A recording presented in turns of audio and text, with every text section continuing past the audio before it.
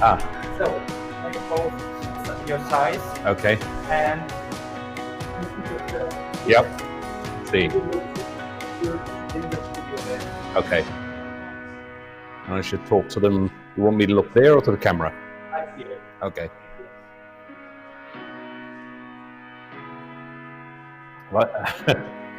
Weißt du was? Ich bin hier in den Parkplatz hier reingefahren und ich habe erst mal gedacht, soll ich das nur lassen bei den Traktenparkplatz und riskieren? Und das war 20 Minuten vorher. Ja. Ich weiß nicht, was da dir für eine Information gegeben hat, weil vielleicht wäre es doch besser gewesen, gleich hinten zu fahren. Ja. Ich denke, er hat das gemeint, aber war nicht, er hat gesagt, ich schicke ein Foto. So ist es. Ich bin dort reingekommen und ich habe es gesehen, gedacht, ich wundere mich, und dann bin ich weitergefahren. Ja. Aber es steht ein Mini hinter deinem Auto. Okay.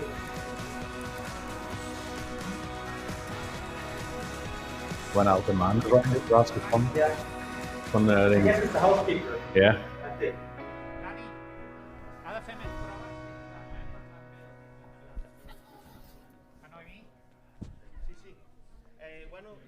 The audio is coming from this here. From this Okay. machine, so I had it quite loud that you could hear it. Okay. It's better than Ja, okay.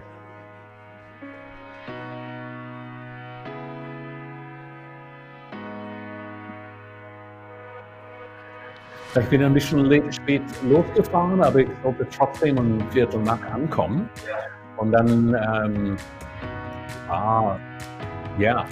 5 Minuten später haben wir nur in Kreis hier gefahren. Und normalerweise in die Gabelkirchstraße immer Parkplätze tagsüber.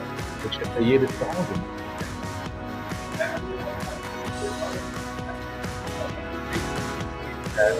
alles frei, wie du es guckst. Ja. Auf die Geschwindigkeit oder Flugzeit abgesetzt. Ja.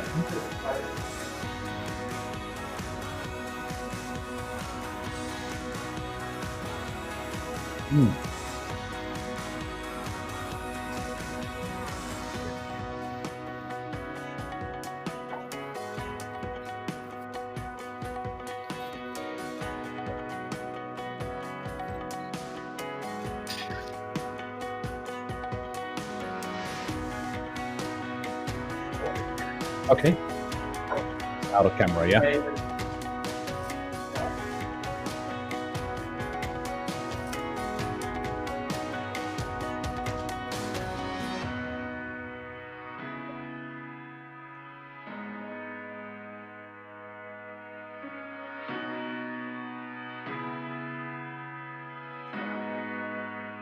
Yes, I can. Hello. Good morning. Good, thank you.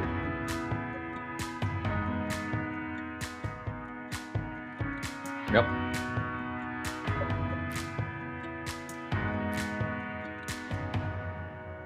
Good morning, Naomi.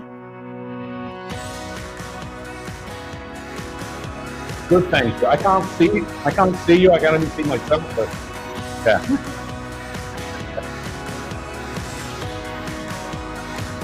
Okay.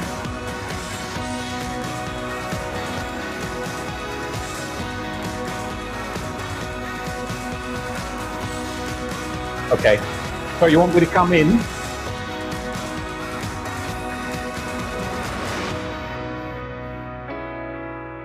Okay. Okay.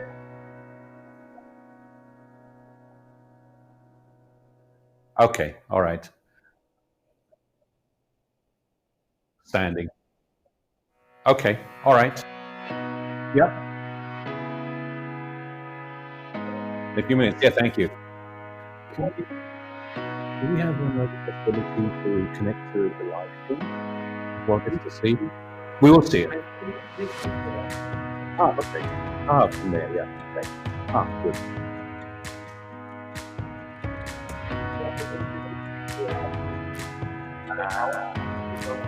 Let's see that. Okay.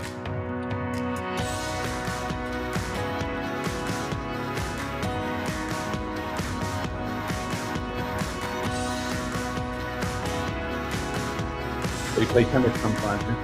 Yeah. I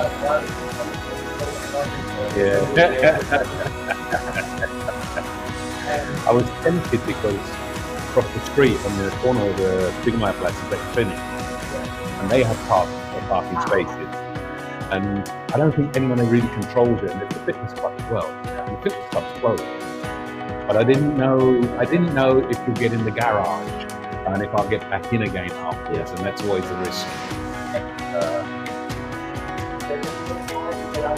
Exactly, yeah, they keep it. It's a great way to actually get you around from, you know. You say, well, pay me so much and I'll let you out. Yeah. You guys have you're filming somewhere today? Is Daniel's school? Yes, Daniel's is so yeah. I appreciate it. I was supposed to be in Barcelona, but because of the travel restrictions, and I said to Naomi, you know, I'll do this. I'm spending, you know, at least 7 days in quarantine, and I don't like to have this restriction. And it's really good. I love that. And you know, I've got quite a powerful MacBook Pro, but you guys have got a much more powerful video card in there, I expect, and we don't want to risk anything. So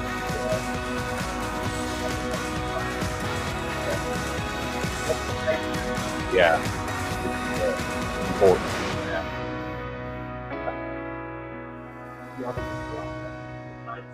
Yeah. Yeah. The whole thing. You're using this microphone as well, or just the Es tracta d'una sèrie de 8 capítols. Tenim un teaser gravat i el guió dels 3 primers episodis. El que hem creat és la sèrie que nosaltres voldríem veure, la que comentaríem a Twitter i amb la que faríem una marató de cap de setmana. He vingut aquí per presentar-vos el nostre projecte, que va començar només com una idea, un dia mentre anava pel carrer, que els meus companys han fet créixer i que sembla que avui està més a prop de convertir-se en realitat. Moltes gràcies.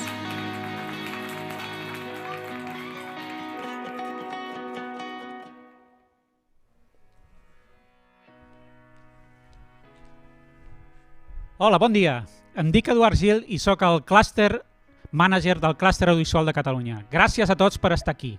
Donar les gràcies a les institucions com l'ICEC, Acció, Ajuntament, Ministeri de Cultura i Deporte i Secretaria d'Universitats, que cada any fan possible aquest esdeveniment. El Clúster Audiovisual de Catalunya és una agrupació de més de 130 empreses i institucions catalanes de l'audiovisual amb l'objectiu comú de dinamitzar aquesta indústria per ser més competitius.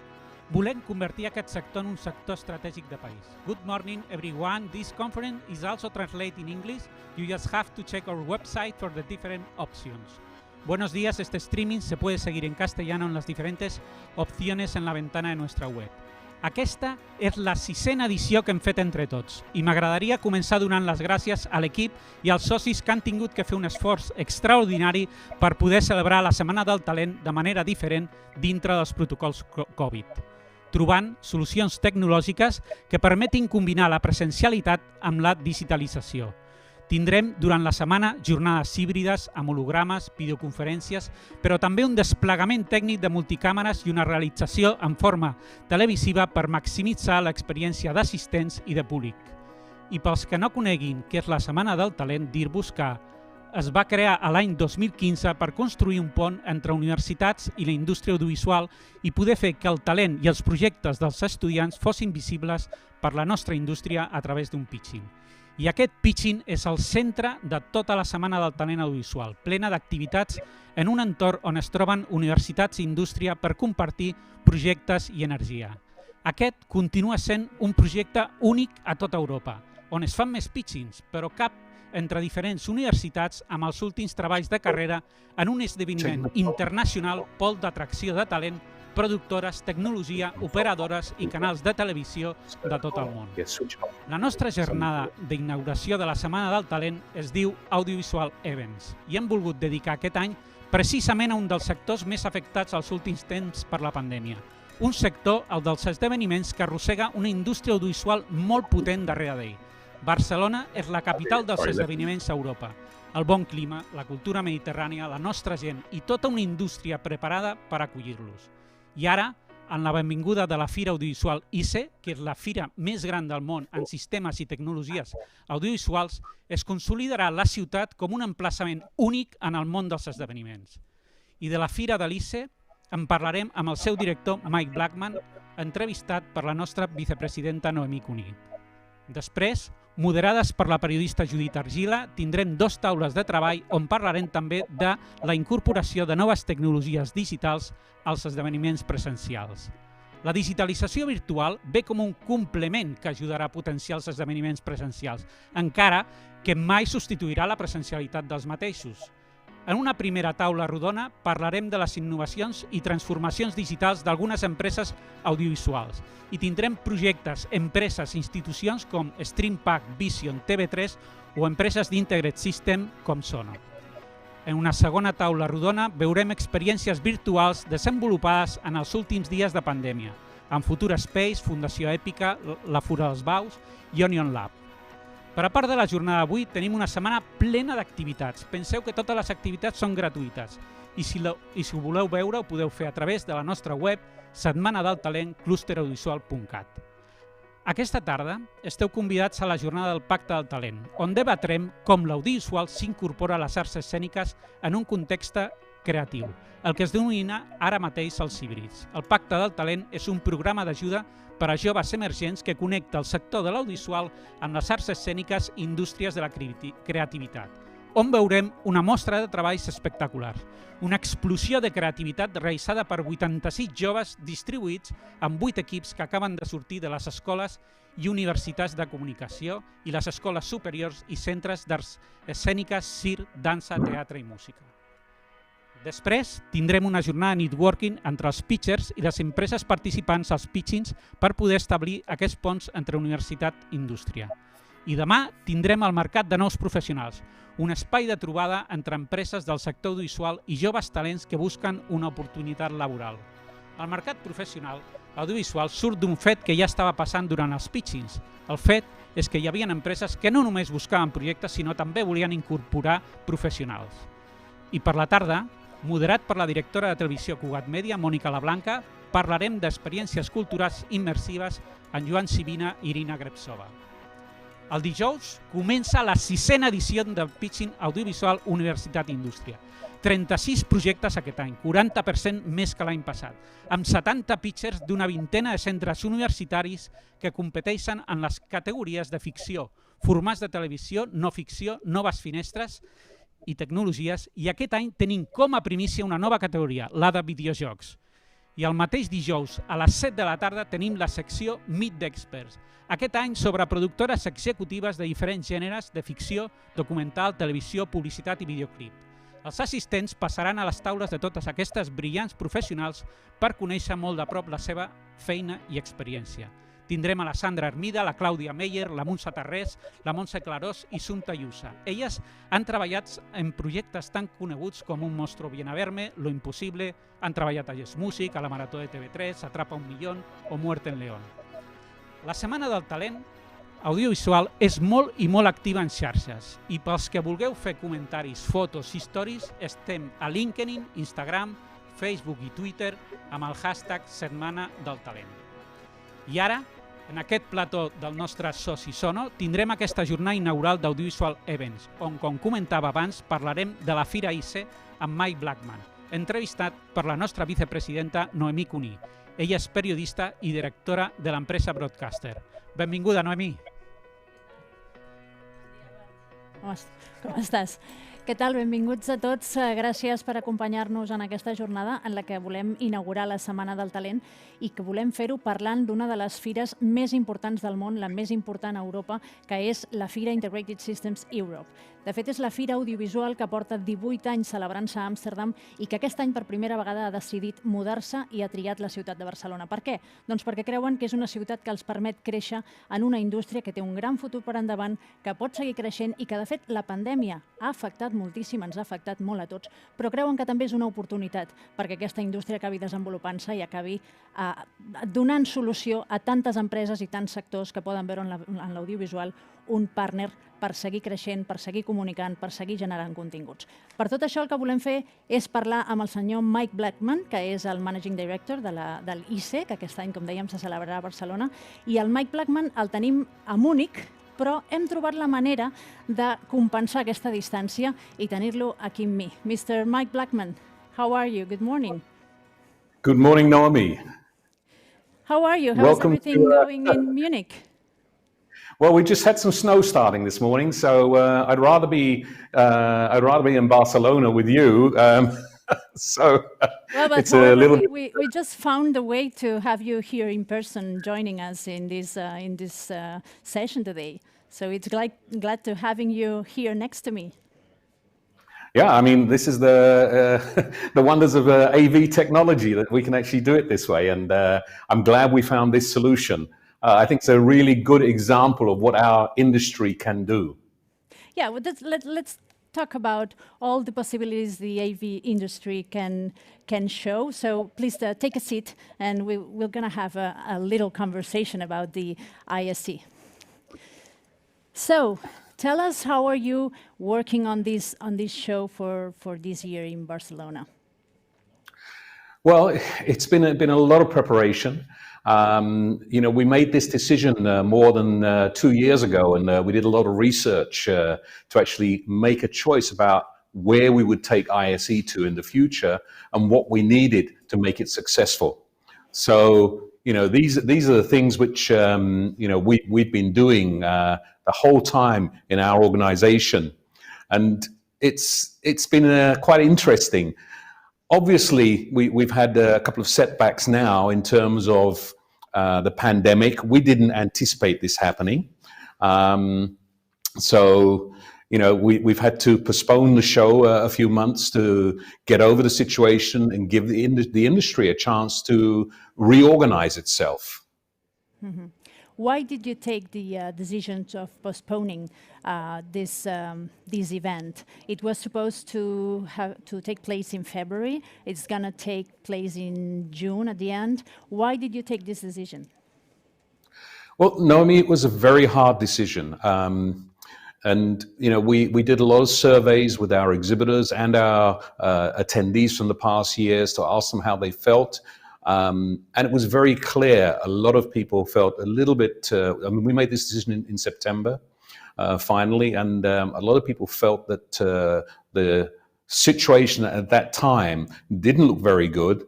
They were a little bit concerned that although there was a lot of information coming out about vaccines, there was nothing yet on the market, and nobody was sure that they would actually be on the market by that time. We're lucky now that we see the vaccine is about to start distribution this month, which is really fantastic news. So that was the reason for making that decision, for the health and safety of not only our exhibitors and visitors, but also for the city of Barcelona. We don't want to cause a greater situation by bringing everybody from all over the world in and causing problems. So we wanted to make sure it was safe for everybody. Mm-hmm. What are your main concerns for this venue this year? Obviously, the COVID situation is our biggest concern, but with the new news, we feel quite comfortable. Yes, we have concerns about getting the industry to restart, getting people to feel safe and secure coming into the city. There's still worries out there at the moment, but we are pretty confident. We want to make sure that we have a good show that we can present not only the companies in the industry to the channel, to those people who are actually in the AV industry, but also to the corporates, the companies who are using AV solutions and products in their day-to-day business. Mm-hmm. And how are you going to tell the attendees that they can be confident that this is going to be a safe place to go, a safe place to be and to do networking? Well, the first thing is the good news that the vaccine is going to be available. But more importantly, we have worked together with Fiera Barcelona. They put together a risk mitigation study with Aon, with the University Hospital of Barcelona, to actually, firstly, assess what the potential risks are for transmitting the COVID-19 disease. And after assessing those risks, is looking to see what can we do to mitigate those risks. And they've come up with an excellent plan.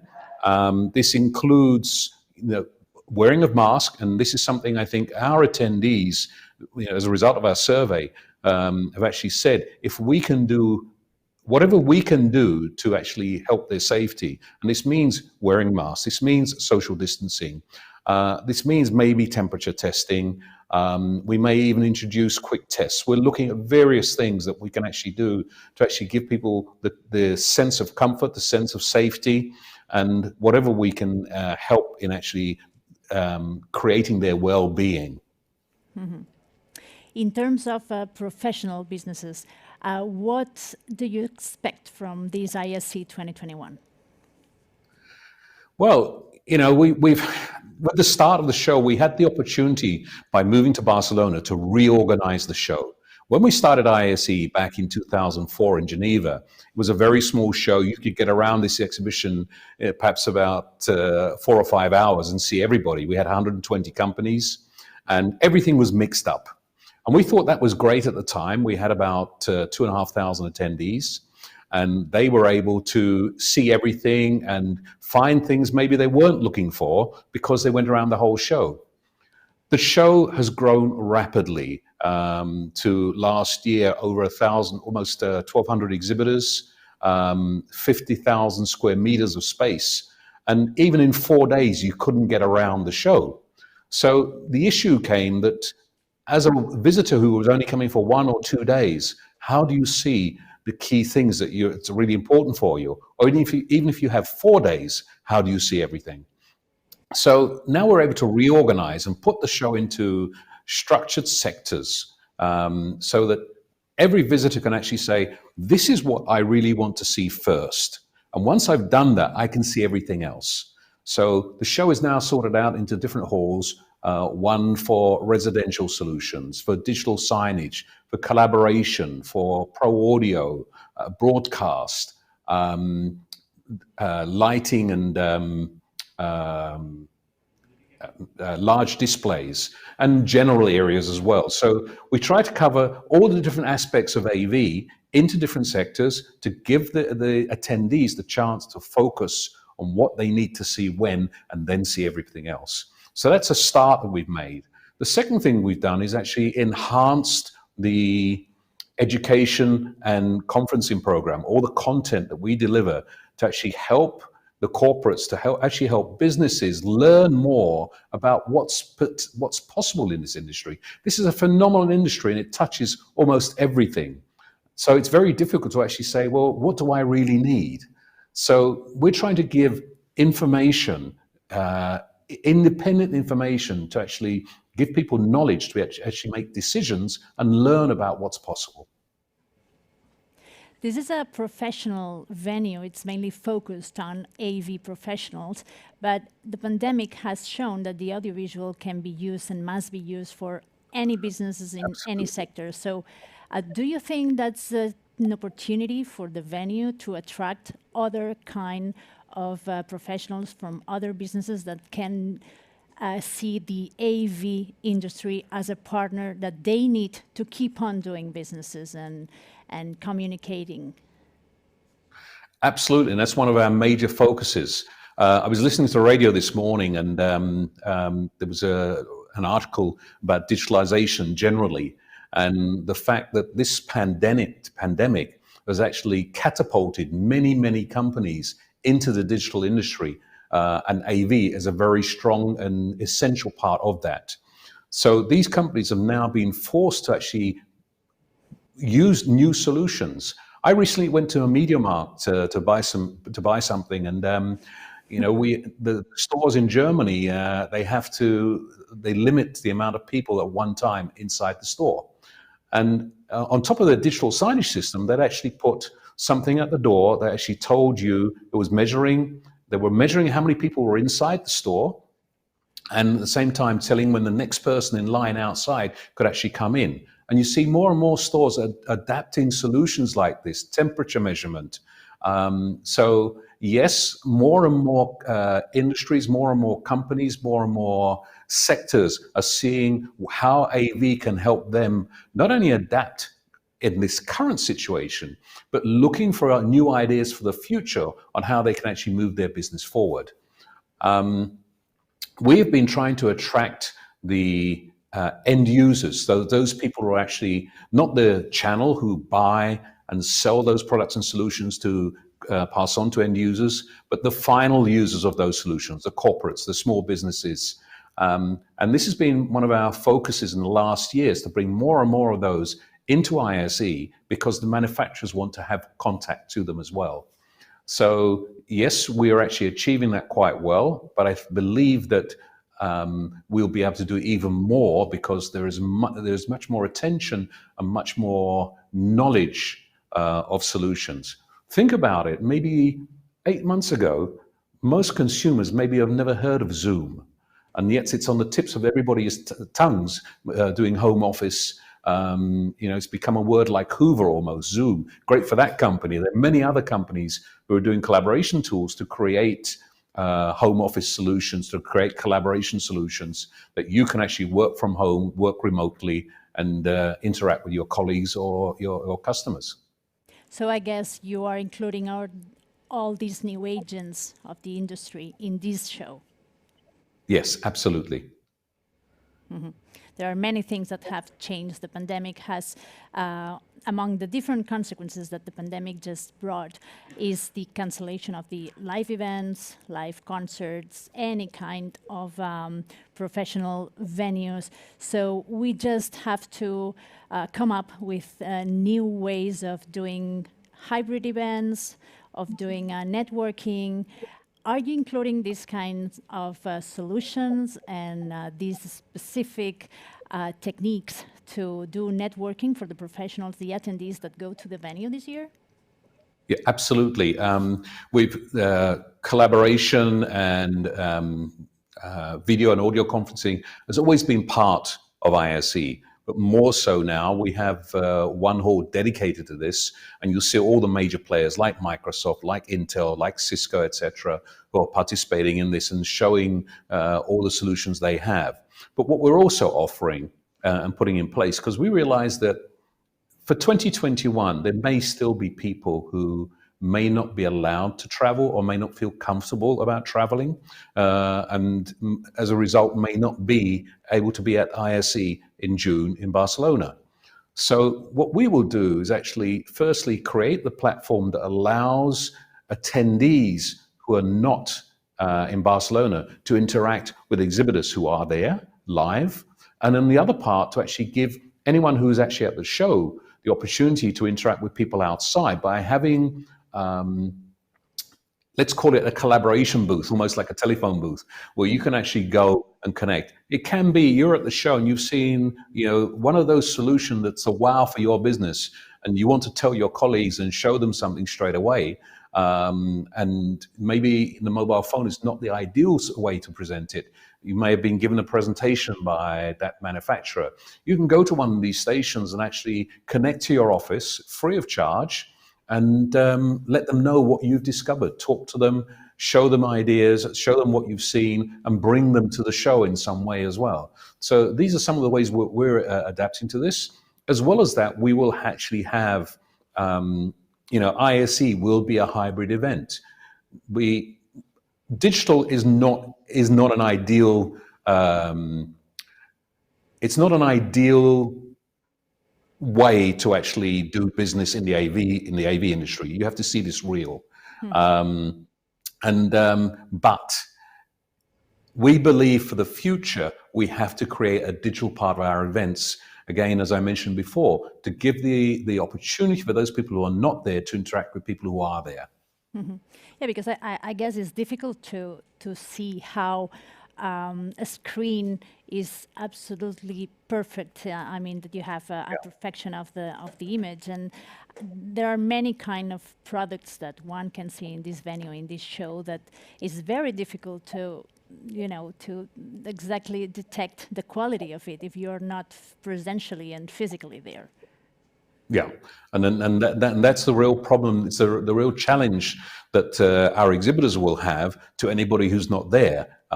You may get information, you may get technical solutions. There may be some products or solutions that can be demonstrated in this way, but when it comes to audio or video, that you have to experience firsthand in real life. Mm-hmm. You've celebrated the ISE in Amsterdam for 18 years, if I'm not wrong? We actually started in 2004 in Geneva. Our first event in Amsterdam was in 2005. We then had 1 year in Brussels, and since that was 2006, and since 2007 we've been in Amsterdam. It's been a great home for ISE. It's actually helped us. It's a great city, but unfortunately we outgrew Amsterdam. It's the RAI venue itself. They work with us very, very well, and they even expanded the venue, not just for us, but for a couple of other customers as well. But at some stage, you can't just, as one of my colleagues always says, you can't build a church just for Easter and Christmas. You need to have it sustainable to be able to actually fill the rest of the time. And unfortunately for us, we saw that based on the normal circumstances, that ISE would outgrow the RAI very quickly, and certainly for the future. And we needed somewhere where we could bring the show to, where we had space to grow and stay there for a while. We don't want to be nomads and just moving all around Europe. So we needed somewhere that could actually give us the potential to grow in the venue, but also in the city in terms of hotels, everything that passes in the infrastructure of an exhibition. And Barcelona fitted. The other challenge was that Amsterdam is a very charismatic city, and it was very hard. We did a lot of research to say, okay, how can we top Amsterdam? And doing our research around the whole of Europe with our exhibitors, with our attendees, and asking them, well, if you were to choose a city, which would it be? And Barcelona came out tops. Mm-hmm. I would like to show a little video we have. I think that it's produced by ISE, so our audience can understand and can watch how the ISE has developed for the last years, so that you can tell us how are you focusing the next ones in Barcelona. 3, 2, 1. Integrated Systems Europe 2020 is now open. We love coming to ISE every year. ISE is the largest AV systems integration show in the world. It's one of our cornerstone events that we attend every year. It's a must-place show. You can't not be here. We can't wait. We look forward to the show every year. ISE is innovative, it's global, and it's very dynamic. There's a lot of exploration within the different halls. The innovation is really booming. I think the energy here is just outstanding. Number one, number one, number one.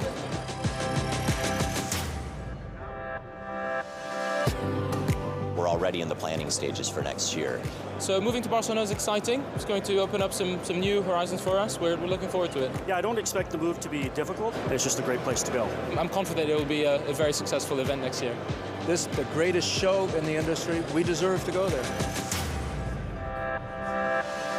Barcelona is magnificent. It's really a true cosmopolitan destination city. I think our customers are going to enjoy coming. People can find a lot of opportunities, a lot of innovation, so it's the right place for ISE to be. But just hoping that it brings a brand new audience to the show because of the new location. There's no place, in my mind, better in Europe than going to Barcelona. Absolutely love the city. What can you say? Beautiful weather, beautiful food, lovely people. What's not to like about it? I think it'll just be a great location to be able to engage with the customers both inside the event and outside the event as well. Navigating around the city is wonderful. They've got great infrastructure. In terms of getting back and forth from the center of the city out to the Fira. The Fira is so big that we can actually arrange the exhibitors in very logical places. It's a high technology pavilion. We're in a high technology industry, and it is nothing short of world class. And we're really looking forward to going there. So in Barcelona, we actually are going to be able to increase our booth size. We'll have a single presence, but much larger. Already, we have doubled our space for ISE 2021. But in Barcelona, we're going to really amp it up and take it to the next level. You have to come to our booth and see what kind of innovations we're going to showcase. Barcelona is going to be one great continuous venue. I think it's going to be a really wonderful platform. I'm sure people will have a wonderful experience in Barcelona.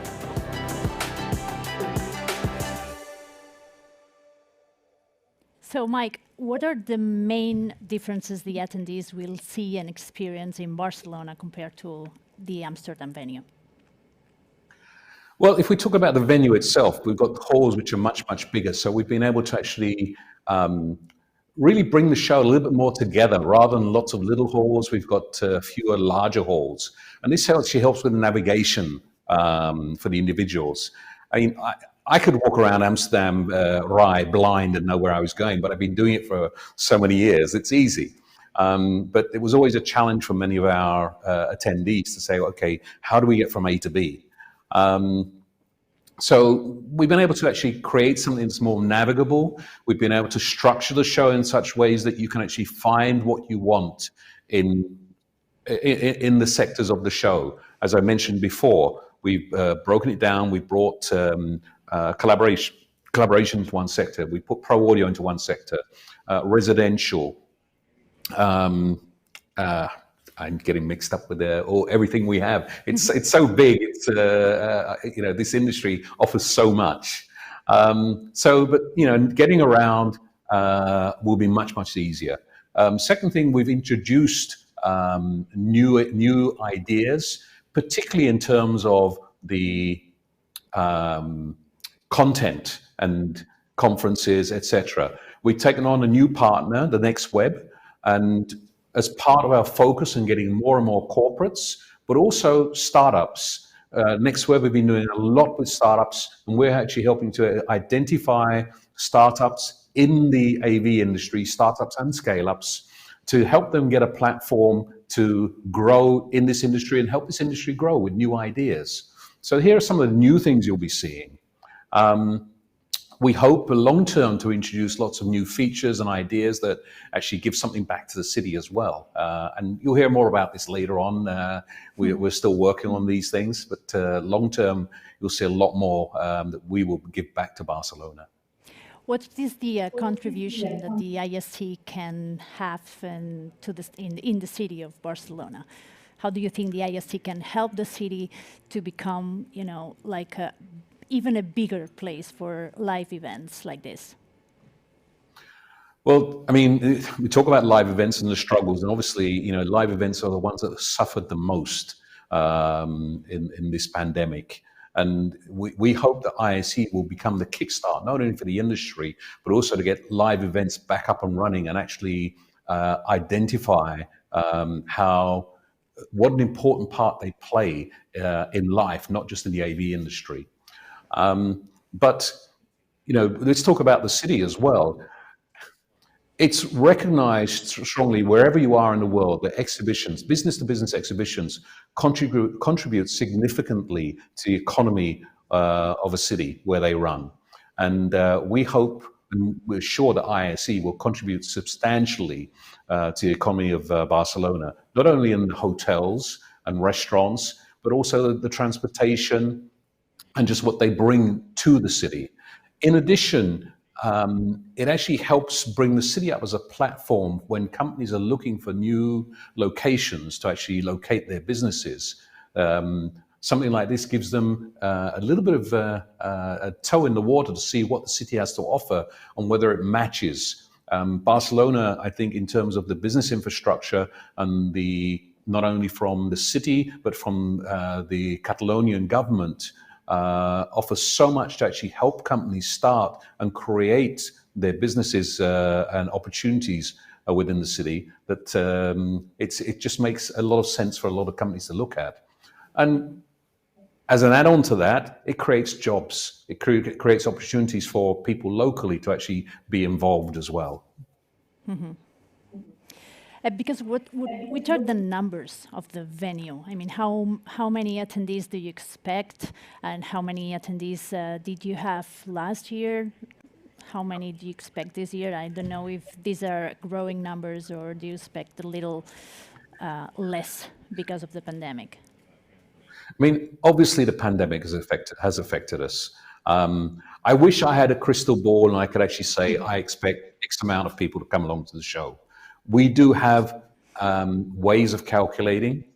What I can tell you is we've seen from the start up until last year a steady growth in the attendance to ISE.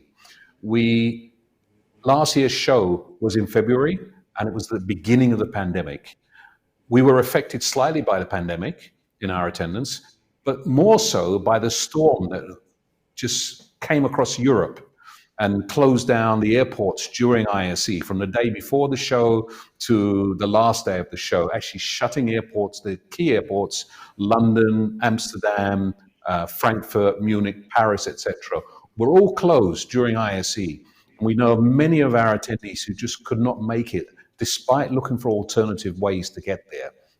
So the effect was we went down to just almost 52,000 attendees, which is still substantial. It still makes it the largest attended AV show in the world.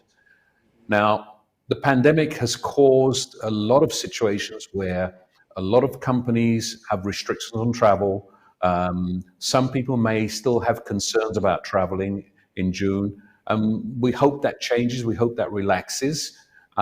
We are prepared and anticipate a smaller attendance, but we're striving to bring that up, and we don't expect a much smaller attendance than we had for 2020. So we're hopeful. We're doing a lot of marketing. We're reaching out to a lot of people. The research we've done so far with our attendees show that they're very keen to be at ISE, and many feel quite comfortable because of the June relocation that they will be coming to the show. Mm-hmm. Nice weather in Barcelona by June. I guess June. That's a good thing that can help your marketing, right? I mean, we hope that it's another attraction, but we don't want people outside on the beach. We want them in the exhibition. But obviously, we've got a weekend before and a weekend after. So that's a great opportunity for everybody to actually take some long-awaited vacation that they probably haven't had for the previous 12 months. You can also organize live events at the beach instead of inside of FIDA. Well, actually, there are some live events going on, and one of my colleagues pointed out that there's a very big famous concert going on the weekend after ISE, and the name I've forgotten, but probably you know what it is. But a lot of people are actually trying to get tickets. But you know, as a city, the gastronomy. The Primavera Sound. There's the Sonar. There are many live concerts and festivals around music festivals around the city by June, July. Exactly, and I think it's just I enjoy being in Barcelona. I like to take every opportunity to be there, especially when the sun is shining or it's a little bit warmer. I'm just sad not to be there today. Yeah, that would have been. However, we are inside of a TV set, so you wouldn't see the sunlight anyway. And anyway, the ISE is going to take place in June in Barcelona, as we were saying, but it's only a couple of weeks away from the Mobile World Congress. Have the two venues any relation? Do you guys work together? Do you plan to organize anything together? Yeah, we've started our relation with Mobile. They've been a fantastic organization in helping us. They have the experience of working at Fira Gran Via and in Barcelona, and have really given us a lot of advice and been very helpful for us. World Mobile and ISE, we have a lot in common. That the AV industry is a great way to present what mobile does, and mobile is a great platform, transmission platform for AV. So we have a lot of synergies, but we're not competitive. We have some overlap with customers, but different divisions. We have overlap in where our audiences are, digital signage running over mobile networks, etc. 5G is going to be really, really significant for a lot of AV in the coming months or years. So, there's a lot of synergies, a lot going on. And because of this, we see ways in which we can actually cooperate. We've already started working together. Mobile and ISE are going through the same challenges created by COVID. And part of that is that we are looking at the infrastructure of the venue of Gran Via to see what things we build together and use together to save our costs and actually create better opportunities, better experiences for our attendees. So yes, we've started working together. Yes, we anticipate working closer together in the future.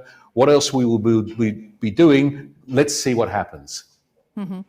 As you know, we are inaugurating today, we're opening the Audiovisual Talent Week organized by the Catalan AV cluster.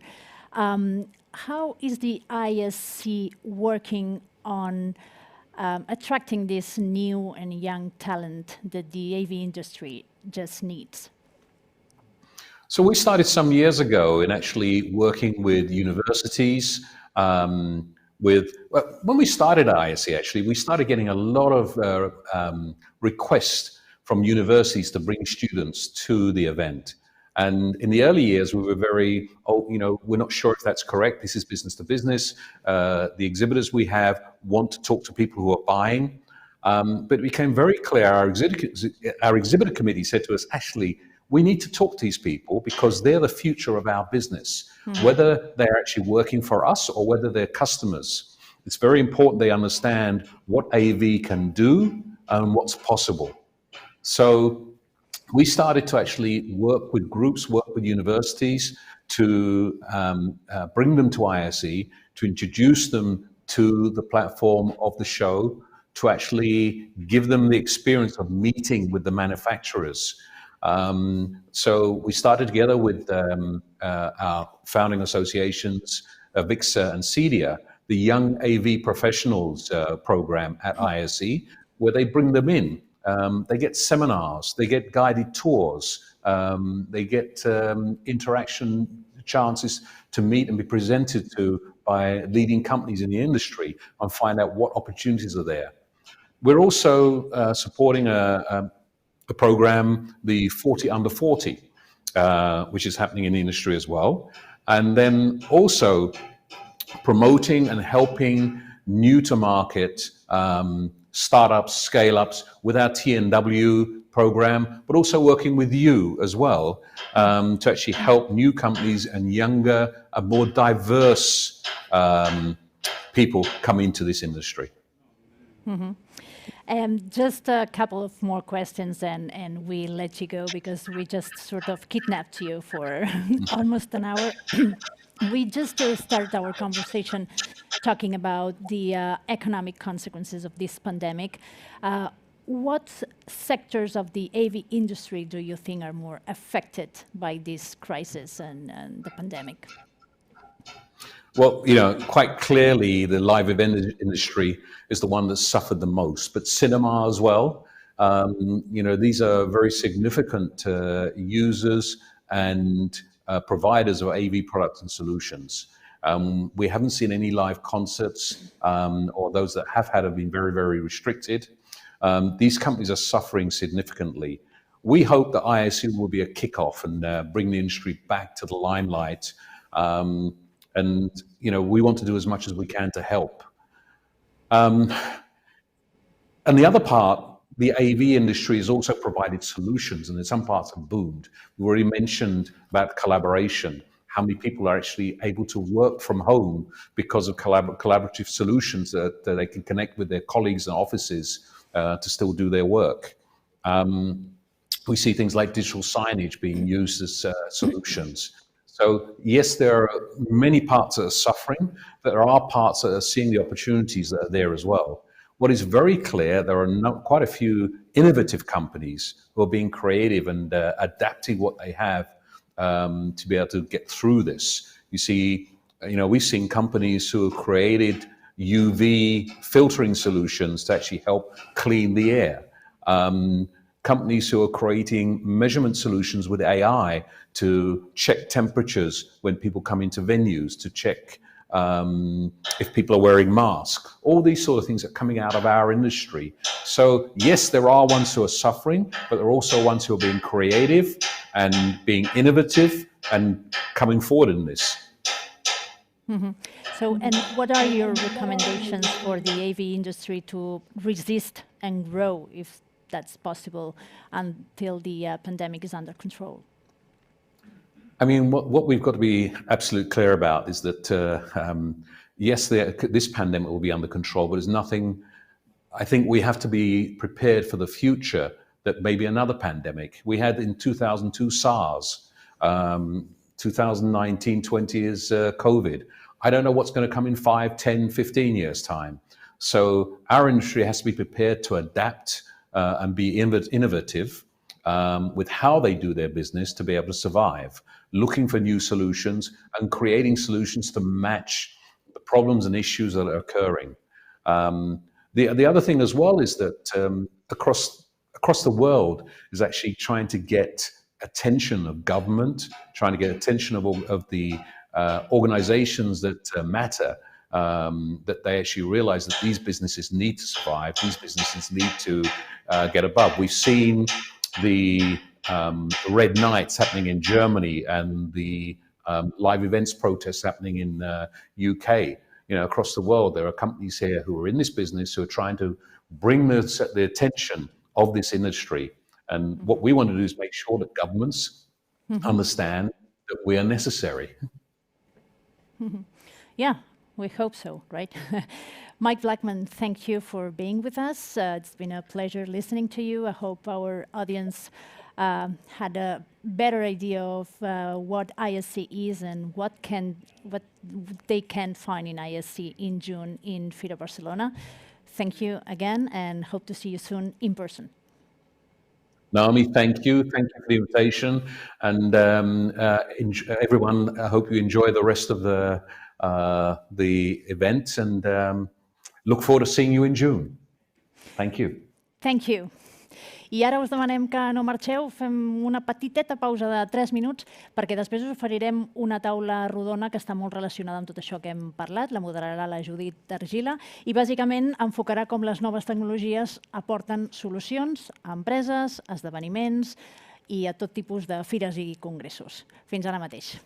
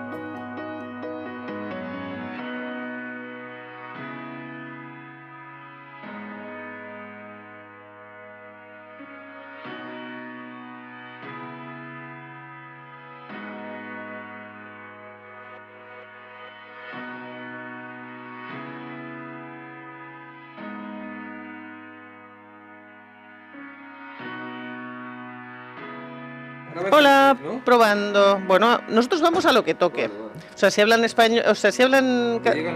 Hello, testing, we speak in English. Estamos saliendo por el canal inglés, los intérpretes. Bueno, la intérprete de momento. Hola, probando. ¿Me oyes? Estoy probando, estoy saliendo ahí por el canal. ¿Sí? ¿Ya está?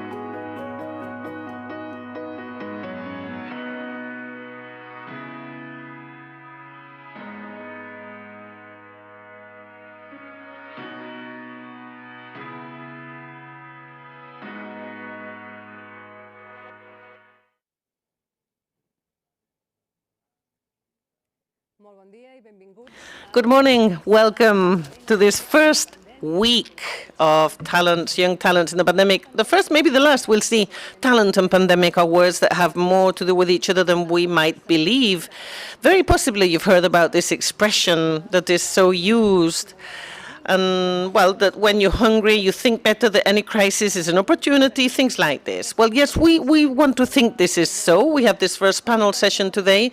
This is a panel that is on new technologies for companies, events, and the show business. And we want to talk today about how the situation we've been living recently has stimulated the creativity of many companies that are part of the AV industry, and, well, how the industry has had to look for new and special solutions to serve the customers. Today we have a panel, and it's divided into two. We have 7 companies that will be sharing their experiences with us. In this first panel, we have 4 guests, and this first session will last for 1 hour. We would invite you all to follow this through social networks. We'll be giving you hashtags so that you can comment on all this, which is Setmana del Talent, Talent Week, and a second hashtag, which is Audiovisual Events, in case you want to send your questions. The idea is to gather them together and easily integrate them in this conversation that we're going to be having with our guests.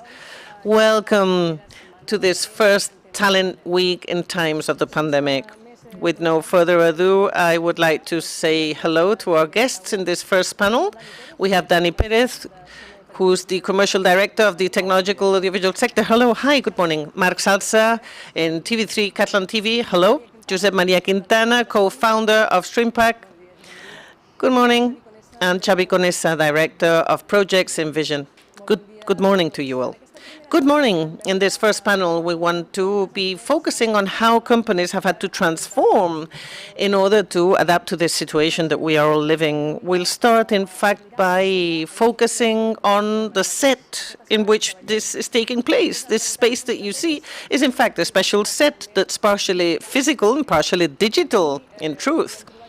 Here we have magic, different types of magic. Dani, what is this set that we're in? Well, in fact, this is a set. We call it the physical set. And here we, as Sono, try to, well, find a way to work after, of course, we are an AV company and we work on integration and live events. So we took advantage of the knowledge we had already as to integration and events. And, well, we organized within our own offices a space where it would be possible to broadcast live events and where we would be able to broadcast everything to our viewers. So it's the possibility of organizing an event like the one that's taking place today. Or even, as maybe you saw the first part of this event with the interview, well, we had the person in a hologram so that people could actually have him in Barcelona. This has been spectacular, right? In the cameras. I mean, how is it possible? There's no one. There is someone. Wow. So, yes, you work on this kind of integration, don't you? So signaling, external signaling, and then material that you actually project as a hologram. Yes, we've integrated everything, technology of the event, and we took post-production and integrated that within this package, which is interactive set, is what we call it. And to this you have to add the teletransportation, then augmented reality, the graphic side. Everything can be broadcast much better than one has in a live event, because you have post-production and you can integrate everything that's designed as well. I think all this is requiring a video for us to get an idea as to how it all projects. But while they get the video ready, I understand then, by what you say, that this screen behind us, that's a kind of half moon, like a crescent shape, well, then we would be able to interact with information. Yes. Minority Report. Yes, like the film. Yeah. We could get the screen to be interactive, to be a touch screen. In fact, listen, we can open connectivity windows in a remote manner, and we can connect with anyone real time. We could talk and have interaction with the presentations and the event in itself. Wow. Yeah, and I wanted to ask as well, in fact, I think that you don't only put the place and the technology, but you're also supplying the staff to actually make sure that this event happens the way it is. Yes, we offer the full package. everything, the production, sound, connectivity, the streaming servers. We manage everything. In fact, it was difficult for us at the beginning, truly, because we weren't used to working on this kind of hybrid event. And when the pandemic started in full force, we organized different working groups to find out how we could develop a product like this one. And truth be told, it's working pretty well, pretty well. Do we have the video? Can we see the video? Okay, let's go.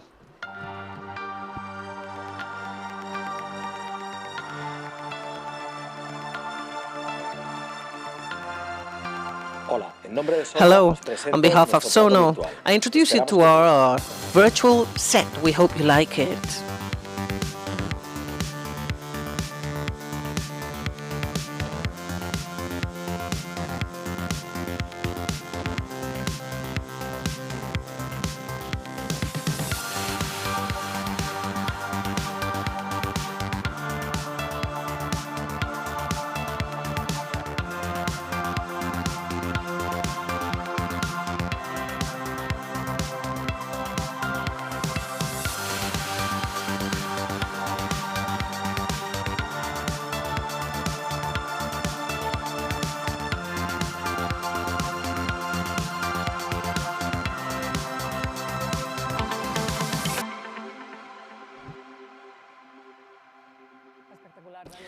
Wow, Danny, it's great. And we see that not only do you have this set in Barcelona where we are today, but you have more in Spain, don't you?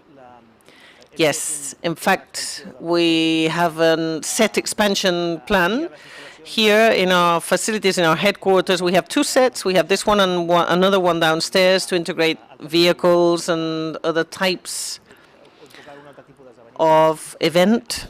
In Madrid, we have yet another physical set and also a virtual set. Because the one where we are is physical because it has a LED screen, but we also work on the chroma set. So we have chroma sets, physical sets in Barcelona, in Madrid, in Seville, in the south of Spain, and we have also agreements for spaces such as mine in Madrid or the Mont San Benetio in Barcelona. So these are facilities where we are endowing those facilities with the technology necessary for organizing this kind of event. And furthermore, with facilities like ours or like the ones in Seville, we can also open up the possibility for the event to be hybrid. That is not only online, so that part of the audience can see it from home, we can do it physical, face-to-face in the event itself, seeing what's happening, yes? So we do away with transport barriers that are happening in times of pandemic, and we have the possibility that local persons can actually physically go to the event following strict safety measures, of course. Yes, absolutely. Yeah, and this incredible expansion has happened this year, right? So you don't stop. Well, we started in the month of March, and, well, we spent a couple of months doing research as to what was the best technology. We haven't invented anything, really. I mean, our company, our business core is integration, so it was natural for us, and we have also integrated our knowledge of integration with events, and we spent 2 months doing research and, well, starting the whole thing so it could work properly, yes. And I'm being told that you have customers coming all over, right? I mean, right now you've been wearing the gala of the Zoom Festival that was organized physically from Igualada, happened here where we are now in this set. And not only this, we had the chance to connect with all the award winners that were there live, and they were being awarded the prize live. So that was seen in augmented reality. It was an incredible success last Saturday. This is what we're looking for, companies that are able to find, well, to match the needs of people and of the moment. This is creativity. What does the industry need? What do viewers need? And in the quickest and most efficient manner possible, find a solution as to what the industry needs. In your case, I think that it's quite good because you come from doing very different things to what you're telling us about today. I mean, you were well known in the industry. You were you are, in fact, the iron of AV. Yes, I mean, you are an integrated systems company. Could you tell us a bit about this business core of yours, now that you're transforming? Yes, Sono was born practically 50 years ago in Barcelona. It's one of the oldest companies in Spain, in fact. And right from the beginning, well, we have this dual core. We have two different segments. One, integration. We're pretty powerful in integration, and I mean corporate integration, and then in museums as well. So, for example, we have just rigged the Catalan Art Museum of Jean Nouvel. We have set up the whole AV systems, and we do the maintenance for that. So I could give you 1,000 examples of this. And then, as well as this, we had events too. So at the end of the day, you compensate according to the year. Yes, some things grow one year and they grow the other, but in our case, we love ice. I mean, Mr. Blackman for us is the reference of the AV industry, and we work well shoulder to shoulder with all the manufacturers and suppliers of AV equipments in order to make sure that we offer the best integration solution to our clients. Yes, we see it indeed. Sono, one of the heavyweights in the industry, not only on the basis of tradition and importance, but also because of the weight of your iron. How could you transform? I wanted to next introduce other companies that we consider as well as heavyweights. TV3 Catalan, Marc Sansa, good morning. Marc Sansa, he's a post-producer, an editor, and he's well known at the Catalan TV3 station, and always a person to resort to whenever an innovative project is about to come by. So when people ask about an innovative thing to do, Marc Sansa's there. According to your CV, you say you're passionate to taste new technologies and merging them to the old ways. So this being at the avant-garde of technology, but without forgetting what we have done so far, our know-how, what we have learned to do, and where we have excelled. Let me ask you, Marc, can you tell us what you do in TV, what you've been doing so far? Yes, I'm a filmmaker, and my job, and a producer, meaning that as a TV producer, this type of technique entails several knowledge, several layers of knowledge. This is why I was telling you these.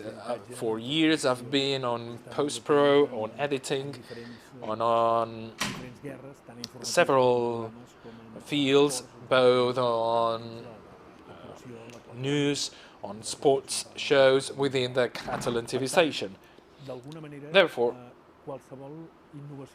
any innovation, any further step in order to be that step really sound requires some previous knowledge, requires some background that it's both broad and indeed sound.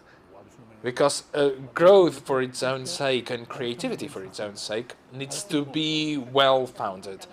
So, in order to do away with the rules, you first must know the rules. Yes, because otherwise it's just glass and mirrors. If it's only that, if it's only smoke and mirrors, then it's like a flash in the pan. And in order to be these really reliable, how can you grow facing a pandemic with such an impressive creativity by combining different knowledge? Well, first you must have this sound knowledge within your company and within the people working for your company. So the secret lies in not just having one saying, well, I have this great guy, that girl who does a great job, but what about the rest of your staff? It's your team that needs to be really good so that you can cover all fronts on all things that you may go wrong. And that's where you get this ability to creatively project ahead. As a matter of fact, in these pandemic months, we have seen some outstanding examples. You may remember how some of the Catalan TV shows were being filmed at the very living rooms of the hosts. And you would get to see their houses, which makes it quite humane. But this is what we have experienced in these months. We're like with actors of the Polonia show, where they had to do their own makeup, to come up with their own props at home. So we've had to work on TV with the conditions that were given, that were thrown upon us. and we have seen that, and trying to find ways out so that people that would have to stay home would still nevertheless broadcast their entertaining values. And one of the things that surprised me the most was the very intro launching of the season that was done through Zoom. So all in all, the TV3, we've underwent one more revolution, one out of the many that we have gone through. And there is a part in these that it's true that TV has had to find new ways on doing the TV and broadcasting, but it's also true that the pandemic has been has produced a triggering effect on some things that were in the background. Yes, absolutely. And one of the most recent experiences that we've gone through that includes several, let's call it, tech research lines, I would say. Yeah, okay, tech research lines. Yeah, a multi-layered lasagna, a tech lasagna, if I may say so. So by late December, we had the customization of the superbikes races at the Catalonia circuit, and we explained that as the implementation of 5G, even though we had used that for the Catalan National Day broadcasting, and we had a journalist that was on 5G that was fully integrated with the production. So we decided that we had to do this all for all the pit lane, for the broadcasting side, for this was to be done through 5G. Yes, so we have a video of this, so you can see the making of. Why the 5G is so important? What's the main difference here on going 5G or not? Here it was on several reasons, but first of all, being there, being the first. And there is a small theory of this. Like, imagine you have a layer of ice with a series of penguins on top, and all penguins know about it, about the temperature of water, the dangers in the water, the predators, the amount of sardines they'll get to eat. And some penguins, well, some of them are really big, and you know, they like to patronize. And then there are a group of penguins that, by chance or not, they jump into the water. And when they get out of the water, they got many fish. Maybe some of them got bitten out by a predator, but they were the first. In the case of 5G, and the use of 5G as a broadcasting tool or a signal transport tool, it's like this case of the penguins. You need to jump into the water, throw it at the deep end. Even if it's cold, even if you may get a bite out of it, because you may have lost something along the way, but unless you do so, and this is our setting, by the way, here we based ourselves on a production system that was based on vMix production. Here I had the remote for the mix, where the mixer was Two Rivers Town, our sound engineer was at the populous Agut Town. They were all distributed, and I was there because of operational things, but I could have been at my very own house in a different town. So it's a new way of trying and testing things. Here we use these, for instance, we also used 5G to use a 360 camera and to provide an immersive experience through these goggles. And then one thing that I really liked, and this is what just Danny was saying, this is technology together, and this is a GoPro with 3 axes. And who was directing this?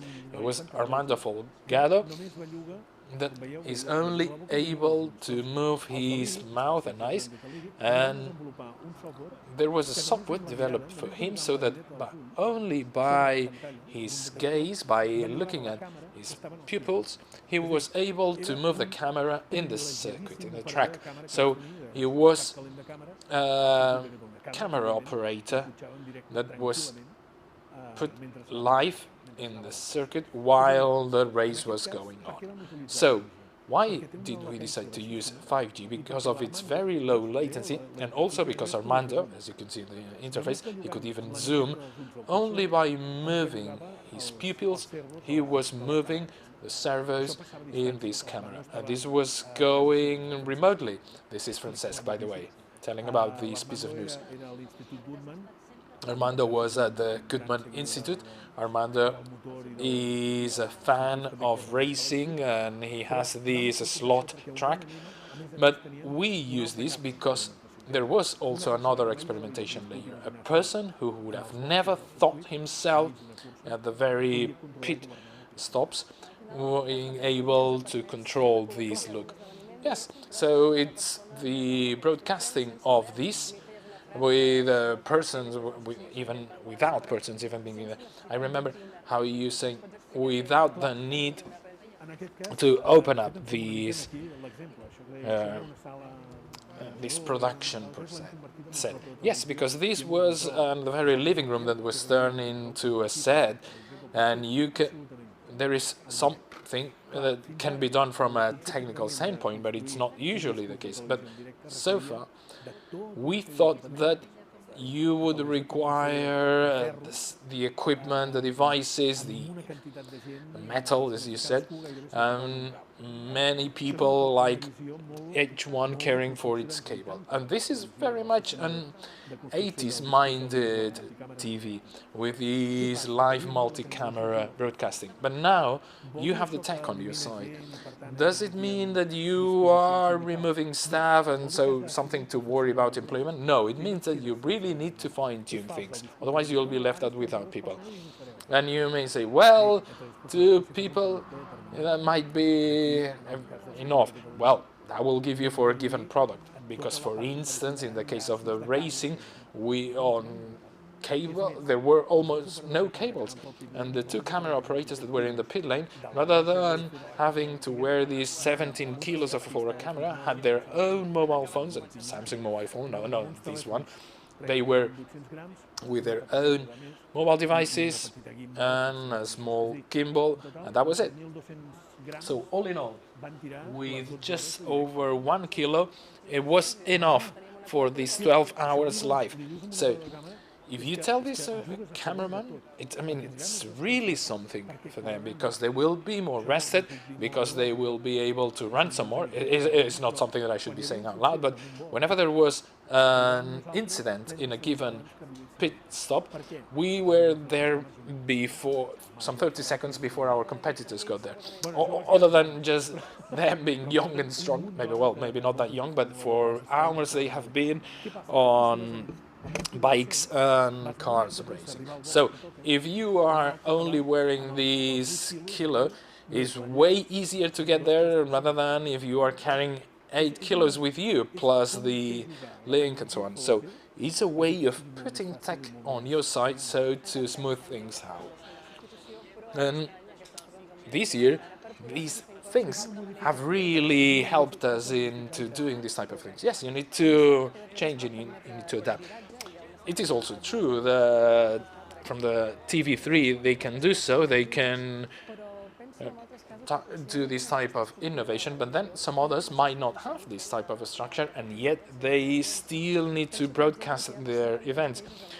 It comes to mind what has happened to some music and theater festivals that had their broadcasting coverage, and so they realize that there is no such thing now, and there is not much that they can do. We have seen many entertainers and artists that decided to broadcast for free on the social media, but this is a way on opening doors that may help you in retaining your audience, but probably it's not sustainable on the long run. José Maria Quintana, good morning. You have created what you call the Stream Pack. Can you tell us a bit more about it? What is this Stream Pack? Well, first of all, I'd like to thank the Audiovisual cluster of Catalonia for inviting us to participate. And probably if there wasn't such a cluster, we wouldn't be here. So, thank you. Sorry, something I did not mention myself. It is really a pleasure being able to be face-to-face with you sharing this with you so that we can talk about this despite all things going on around us. Yes, to get to know what StreamPack is about, you really need to look at the early stages of the pandemic on early March, April, where the cultural events were brought to a halt, and so the cultural scene is the one suffering the most from it. As you were rightly saying, most of them either decide to go through local broadcasting or regional broadcasting, such as the Catalan TV3, and then some others try to do their best through streaming. Usually, you look for a friendly producer that can provide for this broadcasting. You try and find Vimeo or YouTube as your platform, and then in the more complex scenarios, you try and find a ticketing company that can monetize what you provide. StreamPack is the integration of this all.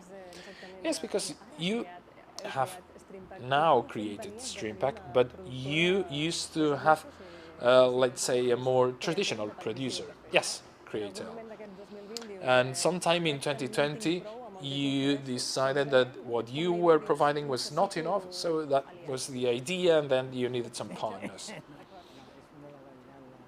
Yes, it was really a drop in revenues on projects because mostly we've been working for regional TV stations, and like any other TV station, they have had such a significant increase on the viewers, but yet a drop on advertising, so that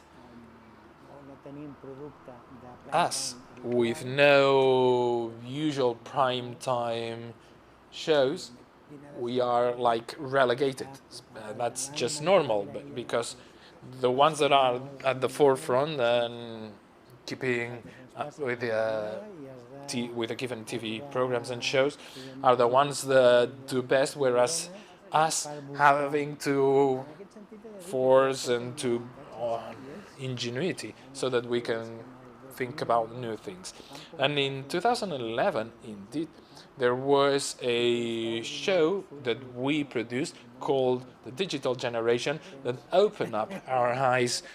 Yes, and I think that there is before and after this show, because by making us realize about this new setting forced us to see how we were to position ourselves in our industry.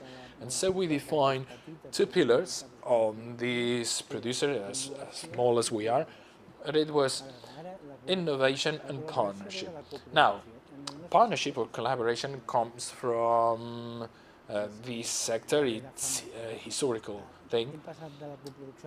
We have shifted from co-production to partnership, and I would say to connection, which is so fashionable these days.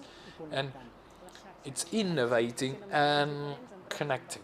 Yeah, people and companies with different profiles knowing that they may contribute to a greater value. Yeah, and they supplement one another, because through StreamPack, we are a comprehensive streaming platform for the entertainment and cultural scene. The project is based on 4 companies that partner, with each having a different role. Createl, working on the AV production, Watchity on the broadcasting and the signal production, Evantic on the content management side, and then Kubin on the ticketing or the monetization of the product. And from here on, what we provide is a service, or rather a solution, so that companies and organizations in the cultural world keep their identity in the digital environment, because some people have tried to resort to existing platforms. the social media, yeah, like streaming on YouTube or Instagram or whatever, yeah. Yeah, on some instances, for instance, there is a European platform that is related to festivals so that you can use their service as a way to have your own online cinema festival.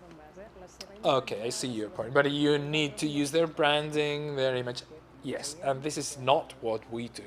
We believe that companies and projects that are already well positioned in a, let's say, in the physical environment, if they are to be in the digital world, they need to do so through their own project with their own branding.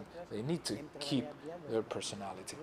And since June, when we launched, we have been at the Temporada Alta Festival in Girona and with the National Theatre of Catalonia, the TNC.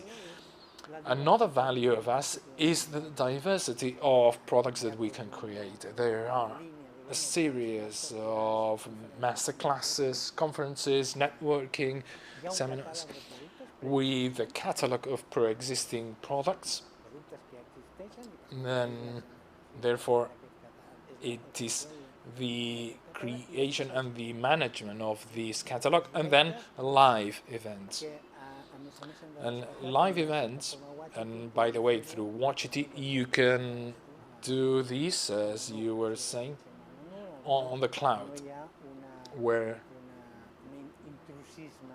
with no, let's say, intrusion of the audiovisual world into the events.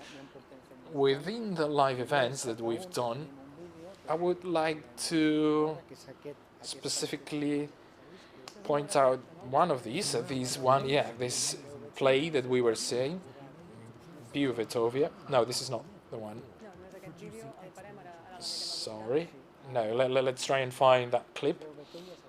It's Veu Vitoria, the opening play for the Temporada Alta Festival, Theatre Festival, and when, along with Julio Manrique, he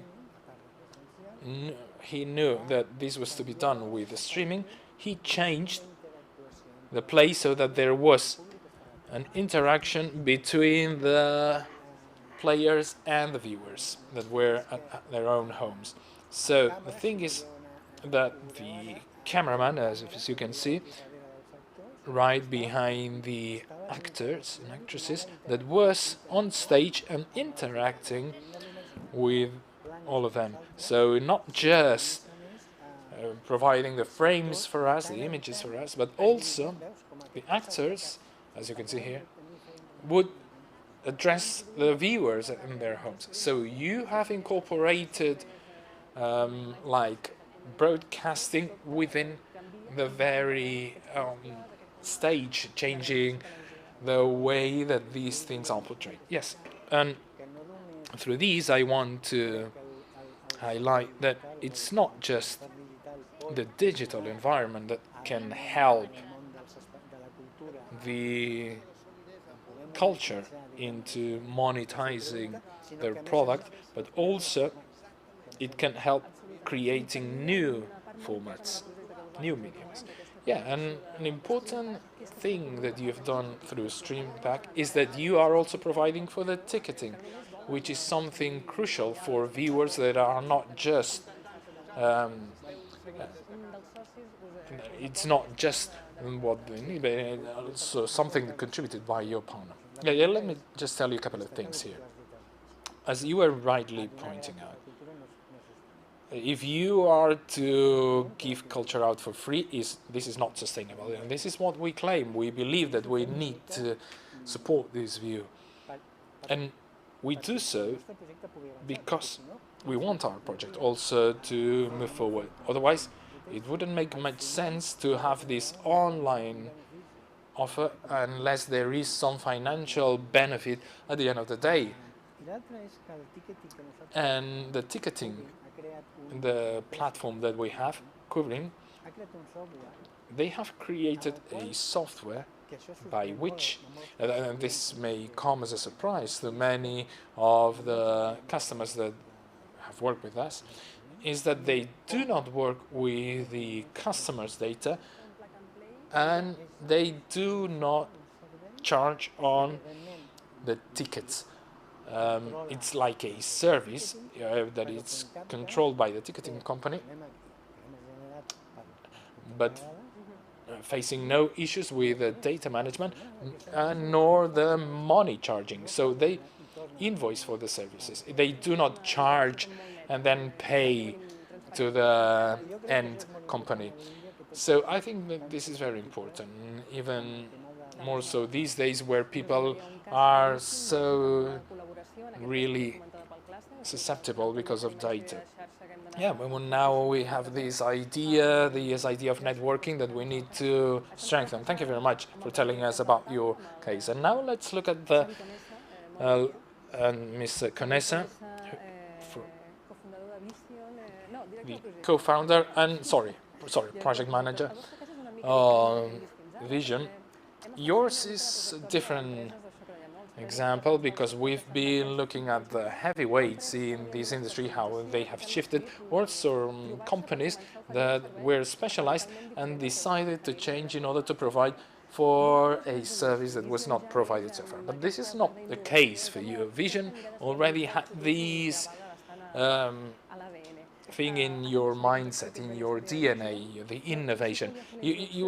I'll let you tell us more about it. But whenever I introduce you, and I remember about you because back in 2016 I got an email that told me that yes, there was a small clip that had been done by you with the actors at 360 that was finally uploaded on YouTube, and so that the viewer could decide where to look at, because it was a 360 recording system. So when I think about you, I think about you as a Swiss Army knife, like you have the possibilities to always being there.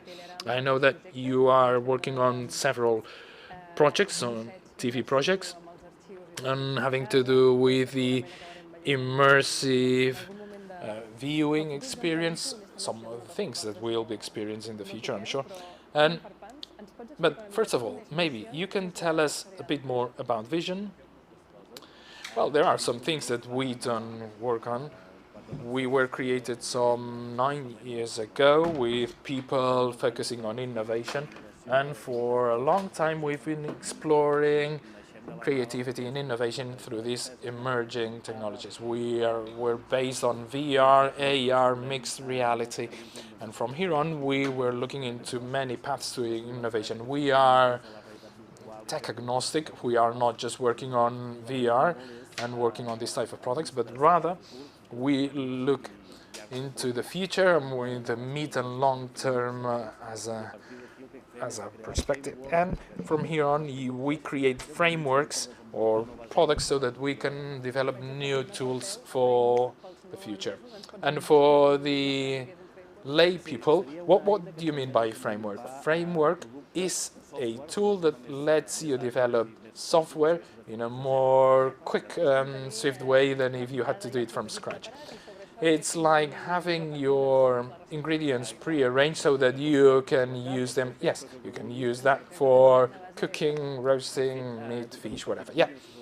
And we have a short clip with us so that we can tell you about Vision, what are our projects, because I know it might sound difficult to really grasp what we do, from trans-branding, institutional projects, many social projects, because there is an important part of it devoted to social project. And as Mark was saying, and we were seeing that in the case of racing, there is the possibility to provide this access to people with a disability or people that are marginalized. So you can really bring these to people that would otherwise be unable to.